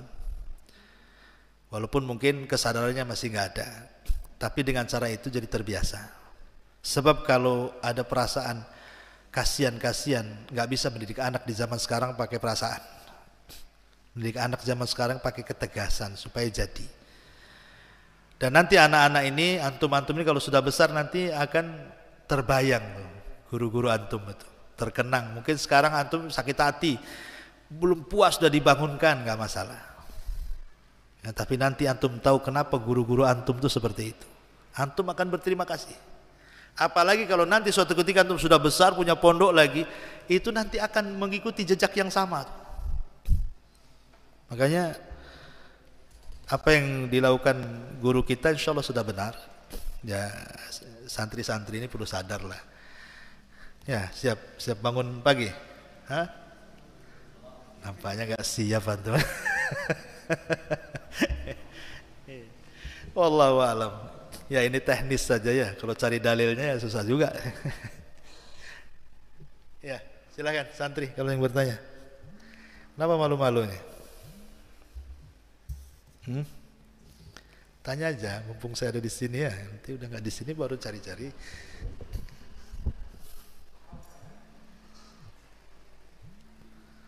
Nah, senyum-senyum terus. Harus tanya, seorang santri harus pandai nanya. Thalabul ilmi itu, makanya Ibnu Abbas radhiyallahu anhu ditanya, "Kaifa niltal ilma?" Hai Ibnu Abbas, bagaimana kau dapat ilmu? Apa kata beliau? Lisan Saul. Bilisanin Saul, karena lisanku banyak tanya. Ini benar nih, masya Allah. Jadi kata Abdullah bin Abbas apa? Ketika ditanya, kaifa niltal ilma, bagaimana kau dapat ilmu? Jawaban Ibnu Abbas apa? Bilisanin Saul, karena lisanku banyak tanya. Ya, seorang thalibul ilmi harus kritis ya. Ya, ini ada pertanyaan, mohon Ustaz berilah nasihat kepada kami ketika kita sedang futur dalam menuntut ilmu dan apa saja yang semestinya kita lakukan dalam kondisi tersebut. Iya.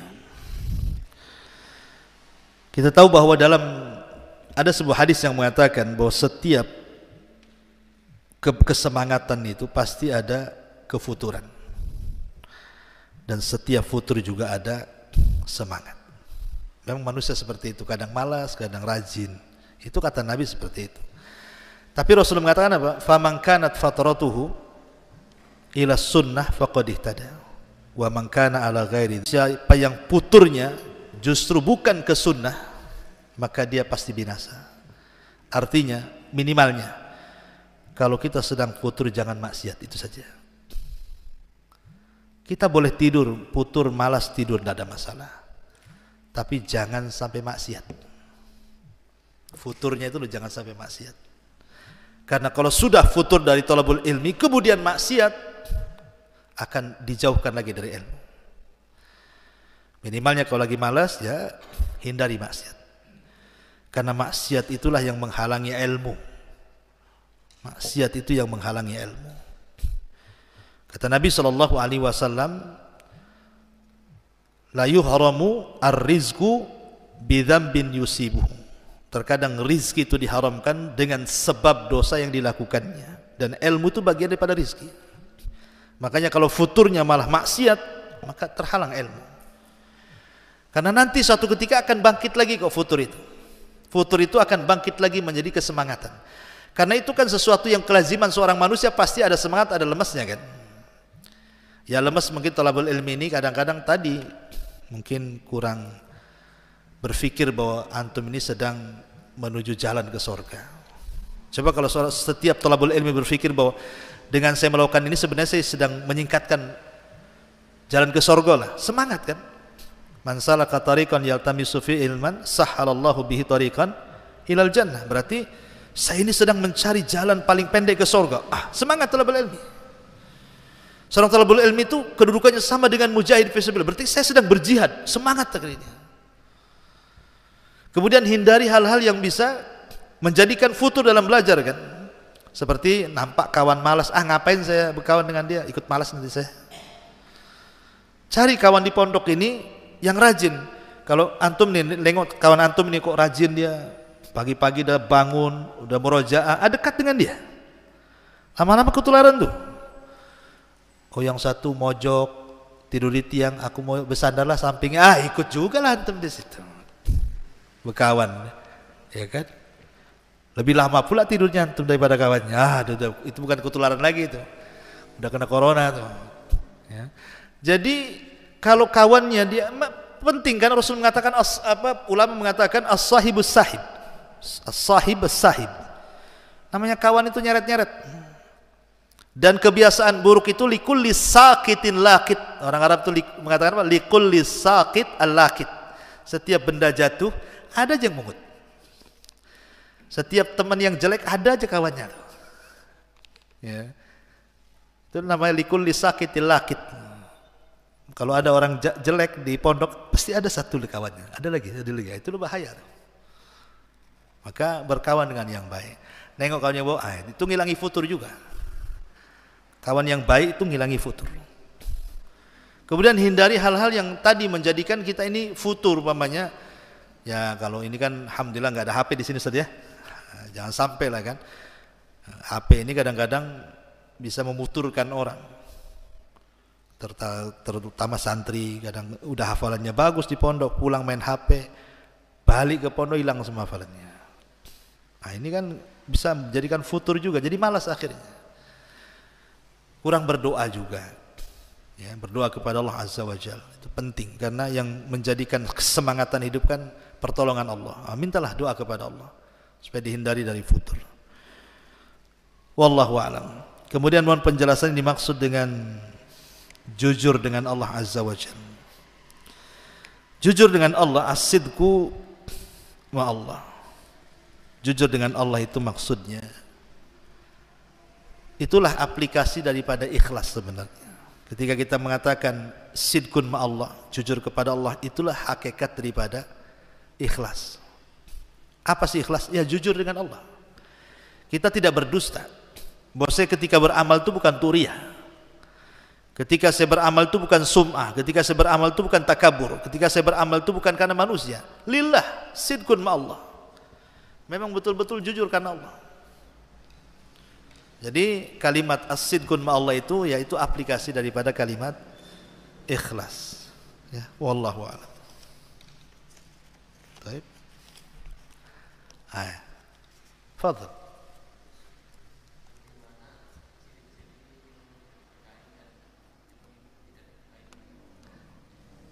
Ciri-ciri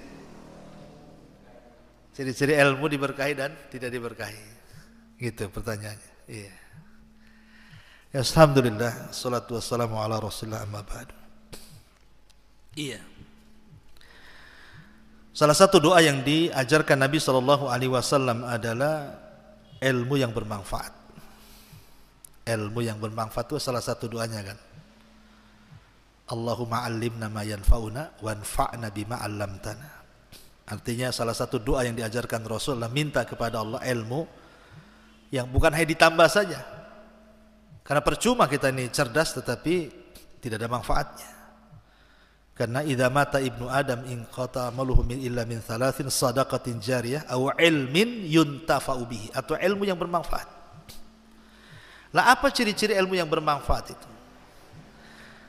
Pertama, ciri-ciri ilmu yang bermanfaat itu ada pengaruh pada pemilik ilmu itu. Ada pengaruh positif. Ya, contohnya yang tadinya malas jadi rajin, ya kan? Yang tadinya futur jadi semangat, yang tadinya malas beramal jadi semangat beramal, yang tadinya sholatnya akhirnya mulai percepat tepat waktu dan begitu seterusnya. Ini yang pertama, ada pengaruh positif. Yang kedua, ilmu yang bermanfaat juga kata ulama adalah bukan hanya sekedar ihtimam bil wajib. Ihtimam bil wajib itu artinya mendahulukan yang wajib, tetapi juga dicintakan dengan sunnah. Dicintakan dengan sunnah. Makanya ada hadis qudsi yang panjang sekali kan. Ketika Nabi SAW mengatakan, wa ma taqarraba 'abdi bi syai'in wa ma taqarraba 'abdi bin nawafil hatta uhibbahu fa idza ahbabtuhu kuntu sam'ahu allati yubsiru bi kuntu sam'ahu alladhi yasma'u bihi wa basarahu alladhi yubsiru bihi ila akhir hadis. Ketika seorang hamba itu lebih mendekatkan diri dengan Allah dengan perkara-perkara sunnah, maka aku lebih mencintainya lagi. Dan apabila aku sudah mencintai, kata Allah, aku akan jadi penglihatannya, pendengarannya, tangannya, kakinya, dan begitu seterusnya. Dan ingat, kalau Allah sudah cinta dengan hambanya, apa yang terjadi? Nadahu Jibril. Maka yang pertama dipanggil adalah Jibril. Kemudian Allah mengatakan, ya Jibril, inni uhibbu fulanan fa'ahibbahu. Aku cinta dengan si fulan, kau harus cinta juga dengan dia. Maka Jibril mengatakan kepada seluruh malaikat, ya malaikat Allah, innallaha yuhibbu fulanan fa'ahibbuh, katanya. Wahai malaikat-malaikat Allah, Allah cinta dengan si fulan, kalian harus cinta juga dengan dia. Maka semua malaikat cinta dengan orang yang Allah cintai. Ketika semua malaikat cinta dengan orang yang Allah cintai, Allah tanamkan kecintaan kepada penduduk bumi. Lihat. Jadi ilmu yang bermanfaat adalah bukan hanya dicintakan dengan yang wajib, juga mulai dicintakan dengan yang sunnah. Lihat kalau rajin sholat sunnahnya, ya rajin amal-amalan sunnahnya, berarti manfaat itu ilmunya. Karena kalau hanya wajib saja, ya dapat pahala, tetapi kan terkadang ada yang kurang-kurang kan. Antum sholat wajib nih, tidak mungkin sempurna dalam setiap sholat itu, pasti ada khalalnya kan. Entah khusyuknya kurang, tumaninahnya kurang, gerakannya kurang. Makanya kenapa disempurnakan dengan yang sunnah? Salat itu kan disempurnakan dengan sunnah, salah satunya dengan wirid. Kenapa antum kalau habis salat baca istighfar coba? Kan habis salat wajib kan antum baca istighfar dulu kan? Astagfirullah, astagfirullah, astagfirullah, baru Allah mantas salam minkas salam tabarok tabarok, tasbih takbir dan begitunya. Al-Imam Ibnu Utsaimin mengatakan istighfar itu penyempurna salat. Karena kita tidak tahu dalam salat itu mungkin kita menghayal, kita melamun, kita kurang tumakninah, makanya habis salat langsung istighfar. Astagfirullah, astagfirullah. Maksudnya istighfar untuk kesalahan dalam salat. Makanya wirid pertama kan istighfar dulu, baru tasbih, tahlil dan yang lainnya. Yang kedua salat rawatib. Rawatib itu untuk menempel juga yang sunnah, yang kurang-kurang dalam yang wajib itu. Itulah makanya kenapa kemudian setelah kita mengetahui tentang manfaatnya yang wajib itu, tambah dengan yang sunnah. Maka ilmu itu sangat bermanfaat sekali. Kemudian juga terpengaruh ilmu yang bermanfaat itu bukan hanya dari segi ibadah, masuk kepada masalah akhlak. Masuk kepada akhlak. Antum lebih baik lagi sama orang tua, muamalahnya lebih baik lagi dengan tetangga, muamalahnya lebih baik lagi dengan orang-orang. Masuk ke situ. Makanya nanti terbedakan mana talabul ilmi, mana yang tidak di masyarakat itu. Oh, itu bagus kalau ngomong santun, ya wajar lah itu mondok di Al-Hijrah kan. Ini kasar, ini nggak mondok nih. Antum pula ngomong kasar. Mondok kok kasar? Nah, ini kan repot nanti. Ya. Anak pondok kan nggak boleh kayak gini, nanti sudah mondok kasar lagi, nggak pantas. Tapi kalau umpamanya antum akhlaknya tercermin nampak kan, berarti kan dibedakan anak pondok itu wajar, anak pondok tuh. Nah, itu memang santun, orangnya bagus ya. Yang satu kasar, oh itu anak jalanan. Nah, itu kan nampak tuh di situ pengaruhnya di akhlak kan. Dan akhlak ini terkadang kalau di masyarakat lebih tinggi dibandingkan ilmu. Ingat ya, akhlak di masyarakat ini terkadang lebih tinggi dibandingkan ilmu. Terkadang orang tua itu nitipkan antum ke sini, terkadang keinginan mereka tidak semua antum pengen cerdas, tidak, tapi pengen baik. Orang tua itu pengen antum baik. Cerdas tak ada masalah. Ya alhamdulillah kalau cerdas, tapi baik itu wajib. Pulang tahu-tahu bantu orang tua, senang orang tua kan, tidak sia-sia lah saya mondokkan anak saya itu. Tapi kalau pulang pula jahat pula, itu kecewa ya. Makanya orang tua itu kenapa ingin mondokkan anaknya? Karena satu, kalau dia meninggal ada yang mendoakan. Harapannya ada di antum lah, siapa lagi? Maka ilmu manfaat itu juga pengaruh kepada akhlak. Kemudian juga pengaruh kepada kesemangatan. Ilmu yang manfaat itu ada sisi syajaahnya, semangat. Nah, karena ilmu itu yang mendorong. Ilmu itu kan yang melahirkan iman. Ilmu itu yang melahirkan iman. Makanya ketika Syekh Muhammad bin Abdul Wahhab di dalam kitab Ushulus Tsalatsa, ketika menyebutkan tentang 4 perkara yang wajib dipelajari. Pertama ilmu, kemudian amal, kemudian dakwah, kemudian sabar. Apa dalil beliau?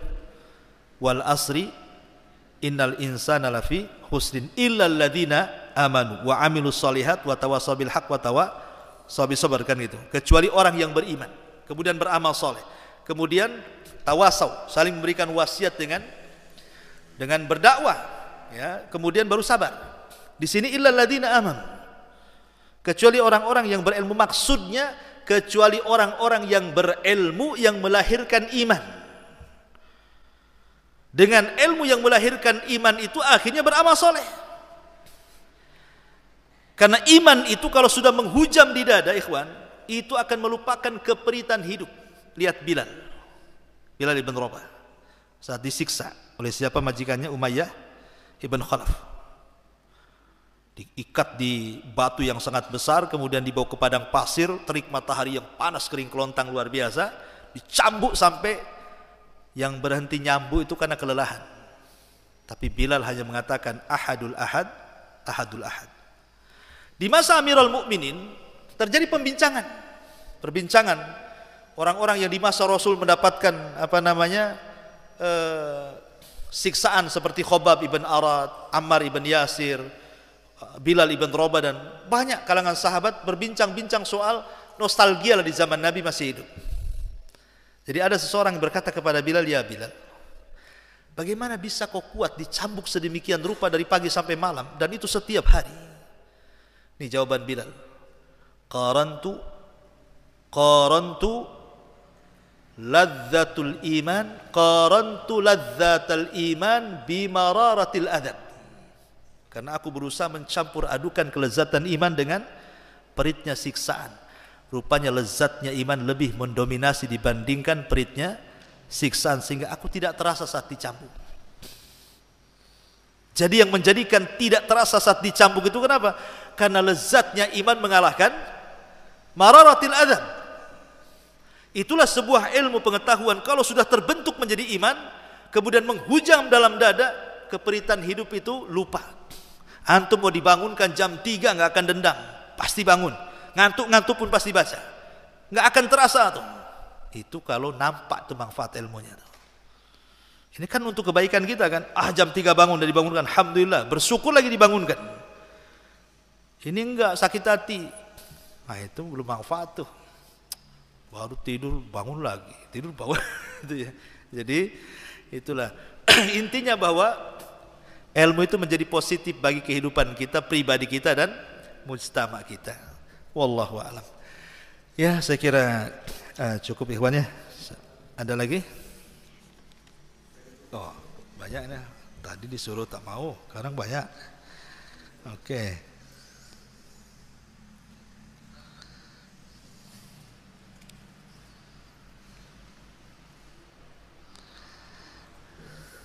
Masya Allah. Afwan Ustaz, mohon nasihat untuk santri yang masih sering berkata kotor dan santri yang masih sering menyanyi. Siapa menyanyi ini? Apa? Jazz, dangdut, atau rock, atau apa? Ya. Iya. Penyakit yang paling bahaya adalah penyakit lisan. Akan saya sebutkan satu hadis. Hadis ini dikeluarkan Imam Bukhari bukan dalam sahihnya, tapi dicantumkan dalam kitab yang lain namanya Adabil Mufrad. Jadi Imam Bukhari mengeluarkan hadis ini bukan dalam sahihnya, tapi dalam kitab Adabil Mufrad. Hadis dari Abu Hurairah radhiyallahu anhu. Kata Abu Hurairah, ada beberapa sahabat datang kepada Rasul. Ya Rasulullah, inna fulanatan taqumul laila wa tasumun nahar wa tasaddaqat bi fuduli amwaliha wa taf'al walakin tu'dhi jiranaha bilisaniha. Faqala an-nabiy sallallahu alaihi wasallam la khaira fiha hiya min ahlin nar. Rasul, di sana ada seorang wanita, malam tidak pernah meninggalkan salat malam, siang tidak pernah meninggalkan puasa sunnah, tempat-tempat yang layak disedekahi dia sedekahkan, dan dia banyak melakukan kebaikan dan kebajikan. Dia banyak melakukan kebaikan dan kebajikan, tapi satu dosanya, walakin tu'dhi jiranaha bilisaniha. Dia tidak bisa menghentikan kotornya lidah sehingga menyakiti saudaranya, tetangganya. Itu saja penyakitnya. Apa kata Rasul? Dia tidak punya kebaikan dan dia dipastikan masuk neraka. Lihat, orang ini sholat malamnya nggak tinggal, puasa sunnahnya nggak tinggal, sedekahnya nggak tinggal, berbuat baiknya nggak tinggal, tapi Allah masukkan ke neraka. Bukan karena berzina, bukan karena maling, bukan karena membunuh, bukan karena zalim. Masuk neraka karena lisan. Walaupun satu kalimat, lihat ibarah Nabi.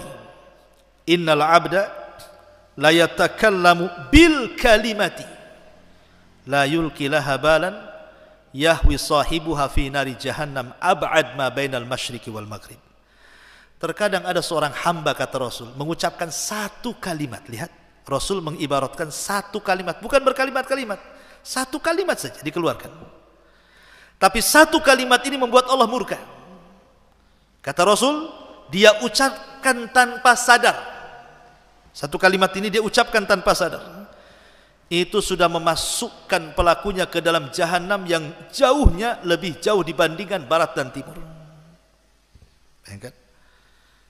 Imam Ahmad ketika meninggal dunia saat sakit. Imam Ahmad tuh di saat detik-detik sakitnya dia mengerung. Aduh, gitu bahasa kitanya. Imam Ahmad tuh ketika sakit dia mengerung.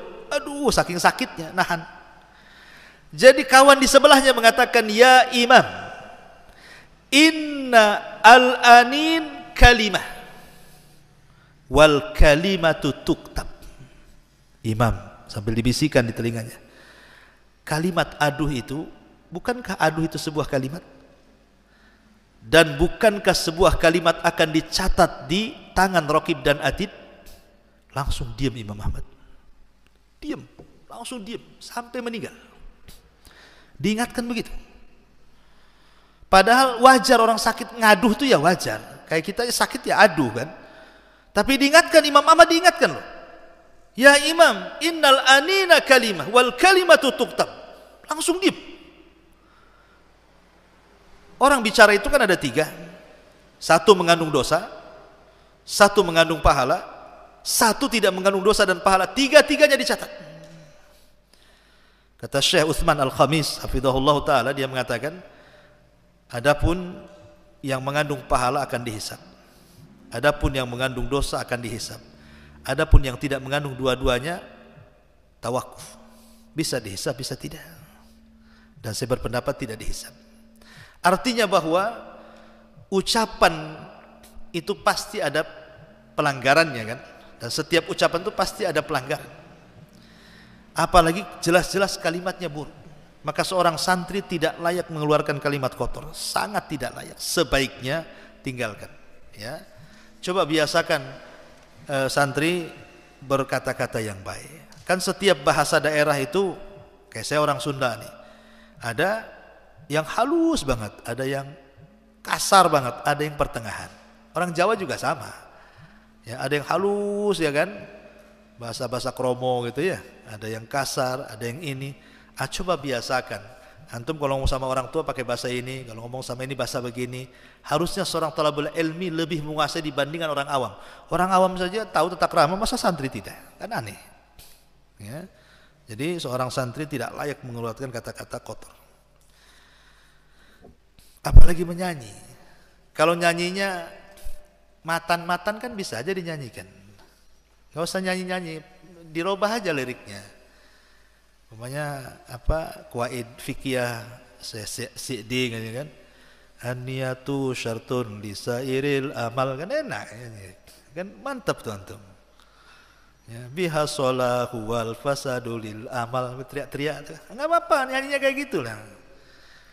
Tadi nyanyi dangdut gak jelas kan, nadom-nadom matan-matan kan bisa dinyanyikan itu, senang antum sambil teriak-teriak di sawah tuh. Aduh dengan jangkrik itu. Jadi nyanyi tidak boleh. Seorang kalau nyanyi orang-orang awam tidak boleh. Nyanyi itu jelas. Wa minan nasi man yashtari lahwal hadis. Ada itu ayatnya surah Luqman kan. Nanti ada sebagian manusia itu menjual belikan lahwal hadis. Ulama mengatakan maksud lahwal hadis ini adalah nyanyian, alat musik, haram. Ya, enggak boleh. Wallahu a'lam. Bagaimana caranya meninggalkan maksiat yang susah ditinggalkan? Berdoa kepada Allah agar hati dibolak-balikan oleh Allah Azza wa Jalla dan ditetapkan di atas ketaatan. Yang kedua, lihat maksiatnya. Maksiat itu ada 2 ikhwan. Ada maksiat yang sifatnya khalawat, ada maksiat yang sifatnya alaniyat. Kalau khalawat ini bahaya. Seorang santri tidak boleh maksiat khalawat. Contohnya melakukan onani, naudzubillah, ya, tidak bisa menjaga kemaluan, itu namanya khalawat, ya. Ataupun umpamanya menghayal yang kotor dan begitu seru, itu khalawat. Ini dosa yang paling bahaya. Kenapa? Karena Rasul mengatakan nanti pada hari kiamat ada orang yang membawa pahala sebesar gunung Tihama, faja'alaha haba'an mamduda, sudah tidak ada lagi hilang. Kenapa? Alasannya kata Rasul, apabila dia melihat maharim Allah intahakuha, ketika melihat keharaman dia sobek perkara itu. Makanya kata para ulama, kalau Allah takdirkan kita ini melakukan dosa khalawat, maka pada waktu yang sama lakukan amal soleh khalawat. Umpamanya 1 jam tadi saya melakukan dosa yang tidak ada yang tahu kecuali saya dengan Allah. 1 jam berikutnya lakukan juga amalan soleh yang tidak ada yang tahu kita kecuali Allah. Dengan cara banyak zikir, tasbih dan yang supaya balance, supaya tidak menghapus dosa-dosa, pahala-pahala yang ada dengan dosa kholawat itu.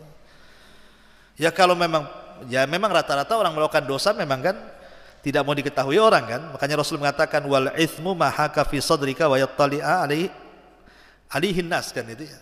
Namanya dosa itu kan kita tidak mau nampak orang. Tapi kalau seandainya Allah takdirkan kita ini terang-terangan melakukan dosa, maka al-jahru bidzambi jauh lebih keras lagi siksanya. Maka cara ini berdoa dan hindari wasilah-wasilah maksiat. Makanya ketika Allah bicara soal zina, Allah tidak katakan jangan melakukan zina, tapi jangan dekat-dekat. Artinya setiap wasilah yang menjadikan perzinahan atau apapun maksiatnya, jauhi. Maksiat apapun. Kalau sudah ada alatnya susah. Musik, ya kalau alat di depan kita, buang alatnya supaya jangan arahnya ke sana gitu ya. Makanya ketika Allah juga melarang Adam untuk memakan buah, Allah tidak katakan jangan kau makan buah itu ya Adam, tapi jangan kau dekat-dekat. Nah, itulah bahasa jangan kau dekat-dekat itu maksudnya wasilah yang mengantarkan kepada kemaksiatan tinggalkan. Yang kedua, pandang akibat-akibat orang-orang yang bermaksiat. Bagaimana kaum Ad dihancurkan, bagaimana kaum Samud dihancurkan, bagaimana kaum Sodom, kaum Madian, kaum Nuh dan begitu seterusnya kan. Tengok juga mereka. Kan Al-Quran itu bukan kitab sejarah. Quran itu kitab hidayah. Ketika menyebutkan kehancuran umat-umat yang berdosa itu bukan hanya sekedar kisah yang kita baca, tidak, tapi ada ibrah di dalamnya. Bahwa satu ketika juga azab yang menimpa kepada mereka juga bisa saja menimpa kepada kita. Maka lihat juga pandang kepada akibat orang yang bermaksiat. Karena akibat orang bermaksiat itu kan ada 2, ada 3. Pertama, akibat dunia. Kedua, akibat akhirat. Ketiga, akibat di dunia dan tidak bisa dirasakan kalau dia sedang diazab. Disembunyikan itu akibatnya. Adapun akibat dunia ma'ruf, kefakiran, kemiskinan, paceklik di mana-mana, penguasa zalim dikuasakan seperti ketika Rasul mengatakan apa? Khamsun idzabtulitum bihinna wa a'udzu billahi an tudrikuhun. 5 perkara kalau sampai terkena kalian aku berlindung kepada jangan sampai terima kalian. Salah satunya apa?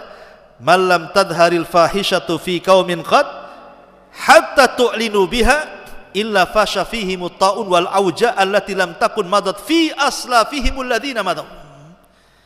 Ketika fahisyah, perzinahan, homoseksual dan yang semacamnya terang-terangan. Dan sekarang sudah terang-terangan kan? Banci di mana-mana. Bukan banci aja, banci kaleng. Ya. Di mana-mana kan? Saya itu pernah satu ketika itu waktu di Batam, subuh-subuh mengisi kajian. Kebetulan masjidnya itu tinggal 10 menit lagi mau azan. Karena ada yang telepon keluarga subuh-subuh, jadi mobil saya pinggirkan. Diketuk. Bang katanya. Saya pikir siapa kan itu ya. Bukalah kaca, rupanya banci kaleng, ngegas lah. Subhanallah. Bayangkan loh, mau subuh bisa gentayangan tuh. Orang-orang kayak gitu tuh. Ini kalau sudah terang-terangan nih kayak LGBT nih, ya, banci-banci, waria-waria, para pezinah ini, apa kata Rasul? Illa fasha fihi mutta'un. Pasti penyakit akan disebar di mana-mana. Bukan hanya penyakit taun, tapi penyakit-penyakit yang enggak ada di zaman Nabi ada di zaman sekarang. Buktinya apa? Penyakit AIDS. Coba, akibat itu semua keluar penyakit sampai sekarang enggak ada obatnya. Padahal pakar-pakar dunia, doktor-doktor, profesor-profesor, penemu-penemu dunia di barat itu mereka sedang meneliti bagaimana caranya mencari obat untuk menalangi penyakit AIDS ini. Tapi sampai hari ini belum ketahuan. Corona bisa ketahuan, tapi penyakit AIDS belum ada obatnya. Kita katakan kepada mereka para pakar, buat apa kalian berkumpul? Tidak ada guna kalian berkumpul. Karena yang Anda sedang lawan itu bukan AIDS. Yang Anda sedang lawan itu Sekalipun Anda temukan obat-obatan itu, pasti Allah bentuk lagi penyakit yang lebih dahsyat dibandingkan itu.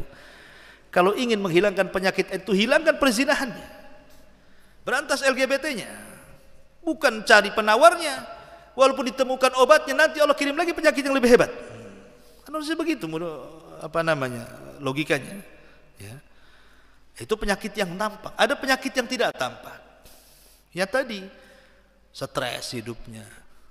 Berarti orang stres itu banyak maksiat. Ya, kalau di akhirat sudah jelaslah neraka gitu ya. Wallahu a'lam. Mohon nasihatnya Ustaz untuk santri yang ketika liburan masih sering berhubungan dengan lawan jenis. Kawin aja. Suruh kawin. Ya, lawan jenis itu maksudnya bukan LGBT kan? Suka akhwat mungkin ya. Ya bagusnya antum kalau suka cepatlah minta sama abinya. Ya lamarkan bi kan itu. Kalau nggak sanggup antum puasa. Ya, kalau nggak sanggup balik ke pondok, tidur aja di masjid. Karena bagaimanapun pasti akan terjerumus kepada perzinahan. Zina itu kan zina mata, zina telinga, zina macam-macam, dan nanti dibenarkannya dengan zina kemaluan kan itu. Maka saya sarankan bahwa kalau memang sudah tidak tahan ngebet, cepat kawin. Ya, siap kawin. Tak siap. Kalau tak siap jangan kawin. Pacaran kan itu. Ngapain main-main ya? Nggak boleh ikhwatu fiddin. Bagaimanapun di zaman Nabi ada seorang anak muda berkhalwat dengan seorang wanita. Dia tidak berzina, maksudnya zina besar ya, mungkin berdua-duaan gitu saja. Akhirnya dia datang kepada Nabi, ketakutan dan mengatakan, ya Rasulullah, inni fa'altu dzamban 'aziman, katanya. Aku sudah melakukan dosa besar, kayaknya besar kali dosa itu. Tapi kata Rasulullah SAW mengatakan, hal shallaital asra jama'atan. Apakah tadi kau salat asar jamaah? Ya wahai Rasul. Maka Rasul mengatakan, idhab faqad ghafarallahu lak. Pergi, Allah sudah ampuni dosamu. Dengan salat asar berjamaah itu Allah sudah ampuni dosamu. Kenapa? Fa innal hasanat yudhibna sayyi'at. Karena kebaikan itu menghapuskan keburukan. Sebagaimana Rasul mengatakan, wa atbi sayyi'atal hasanata tamhuha. Ikuti perbuatan jahatmu dengan kebaikan, maka kebaikan akan menghapuskannya. Artinya kalau antum santri pulang ke rumah kok terfitnah dengan perkara wanita, cepat istighfar, sholat. Ya, supaya menghilangkan waswas syaitan. Istighfar, sholat. Bukan keenakan pula kan gitu ya. Itu berarti ada setannya, terus nanti pulang sih minta diruqyah ustadznya tuh. Itu ada setan, ada jin namanya jinnul asyik. Ya yang asik-asik kan gitu ya. Makanya jinnya namanya asyik, bukan sin ya. Jin asyik itu jin yang menyertai setiap manusia. Saya baca dalam kitab Ahkamul Jin karya Syekh Abdullah Imam Al-Ma'bari, ulama Yaman. Dia mengatakan bahwa di salah satu nama jin itu jin asyik. Jin asyik itu jin yang menyertai anak-anak muda sukses antum ini. Di bawahnya ke asik-asik itulah ya. Maka lawanlah, jin ini bisa menyesatkan. Akhirnya antum dilupakan ilmu, kemudian didorong dengan syahwat supaya berpacaran, berhubungan dengan yang bukan jenis dan begitu seterusnya. Maka berlindunglah kepada Allah. Antum santri harus banyak ta'awud, kalau pulang tuh banyak istighfar, banyak murojaah, dan tetap berkumpul di luar. Ya, umpamanya antum saling bersilaturahim di luar, itu lebih manfaat. Kalau memang ingin berkawan kan itu. Kalau tetangga-tetangga memang nggak beres, apalagi semua perempuan, carilah kawan sepondok, rumahnya di mana, berkawan dengan mereka saja. Karena bagaimanapun al-arwahu junudun mujannada. Ruh itu harusnya bergerak dengan satu seragamnya. Kalau antum sudah keluar dari seragamnya, itu bahaya. Wallahu a'lam. Terakhir nasihatnya kepada seorang talibul ilmi yang sering bersumpah demi Allah namun dia berdusta. Kayak orang pasar aja ya. Bersumpah atas nama Allah sudah benar, tapi jangan digunakan berdusta. Tapi ada istilah, Abdullah bin Mas'ud mengatakan, bersumpah kepada selain Allah untuk perkara jujur, yang satunya bersumpah kepada Allah untuk perkara dusta, maka bersumpah kepada Allah untuk dusta lebih baik bersumpah kepada Allah untuk kejujuran. Maksudnya apa? karena dosanya beda. Kalau bersumpah kepada selain Allah tapi dia jujur, maka dia masuk pada kesyirikan walaupun syirkul asghar. Tapi kalau bersumpah kepada selain Allah, saya ulangi, bersumpah kepada selain Allah untuk sebuah kedustaan, lebih baik bersumpah kepada Allah untuk sebuah kedustaan, pamannya antum berdusta, tapi sumpahnya wallahi, itu masih mendingan dibandingkan antum jujur tetapi demi selain Allah, karena dosanya beda. Kalau dusta aja kan dosa besar, kalau bersumpah selain Allah kan syirik ya. Tetapi sebaiknya dua-duanya tidak dilakukan. Tetaplah bersumpah kepada Allah untuk sebuah kejujuran. Tetapi ada namanya orang yang suka bersumpah, itu apa istilah dalam ilmu akidah itu, lagu ya. Dikit-dikit wallahi kan begitu ya. Sebaiknya hindarkan ya. Orang yang sedikit-sedikit wallahi itu akan menghilangkan pamor dia. Kalau sedikit-sedikit bersumpah, lama-lama orang nggak percaya lagi dengan antum. Kalau dikit-dikit bersumpah, sumpah itu didatangkan kalau dihajatkan. Kalau tidak dihajatkan tidak perlu bersumpah. Karena bagaimanapun sumpah ini bukan untuk main-main. Sumpah itu kan litakid, itu menguatkan sesuatu. Maka kalau bisa jangan mudah bersumpah-sumpah, apalagi tadi untuk berdusta. Sumpah untuk kedustaan itu pertama dilakukan oleh siapa? Iblis. Iblislah bersumpah untuk sebuah kedustaan. Pertama kali dia yang melakukannya. Dia masuk ke surga. Wa qasamahuma inni lakuma laminan nasihin. Iblis bersumpah kepada Adam dan Hawa, saya ini datang untuk menasihati kamu. Ya Adam percaya sajalah, karena di langit, di sorga itu tidak ada bersumpah untuk dusta. Itu alam malaikat. Alam malaikat mana ada bersumpah atas nama Allah untuk sebuah kedustaan itu. Yang ginggi aja lah Adam itu. Percaya aja dengan sumpahnya iblis. Ketika iblis mengatakan, Adam, kenapa Allah larang kau dekat-dekat dengan pohon larangan itu? Illa antakuna malakaini au takuna minal khalidin, supaya kau jadi nggak jadi malaikat atau kau jangan sampai kekal di sorga. Makanya dilarang-larang dekat-dekat itu. Oh gitu ya, akhirnya dimakan.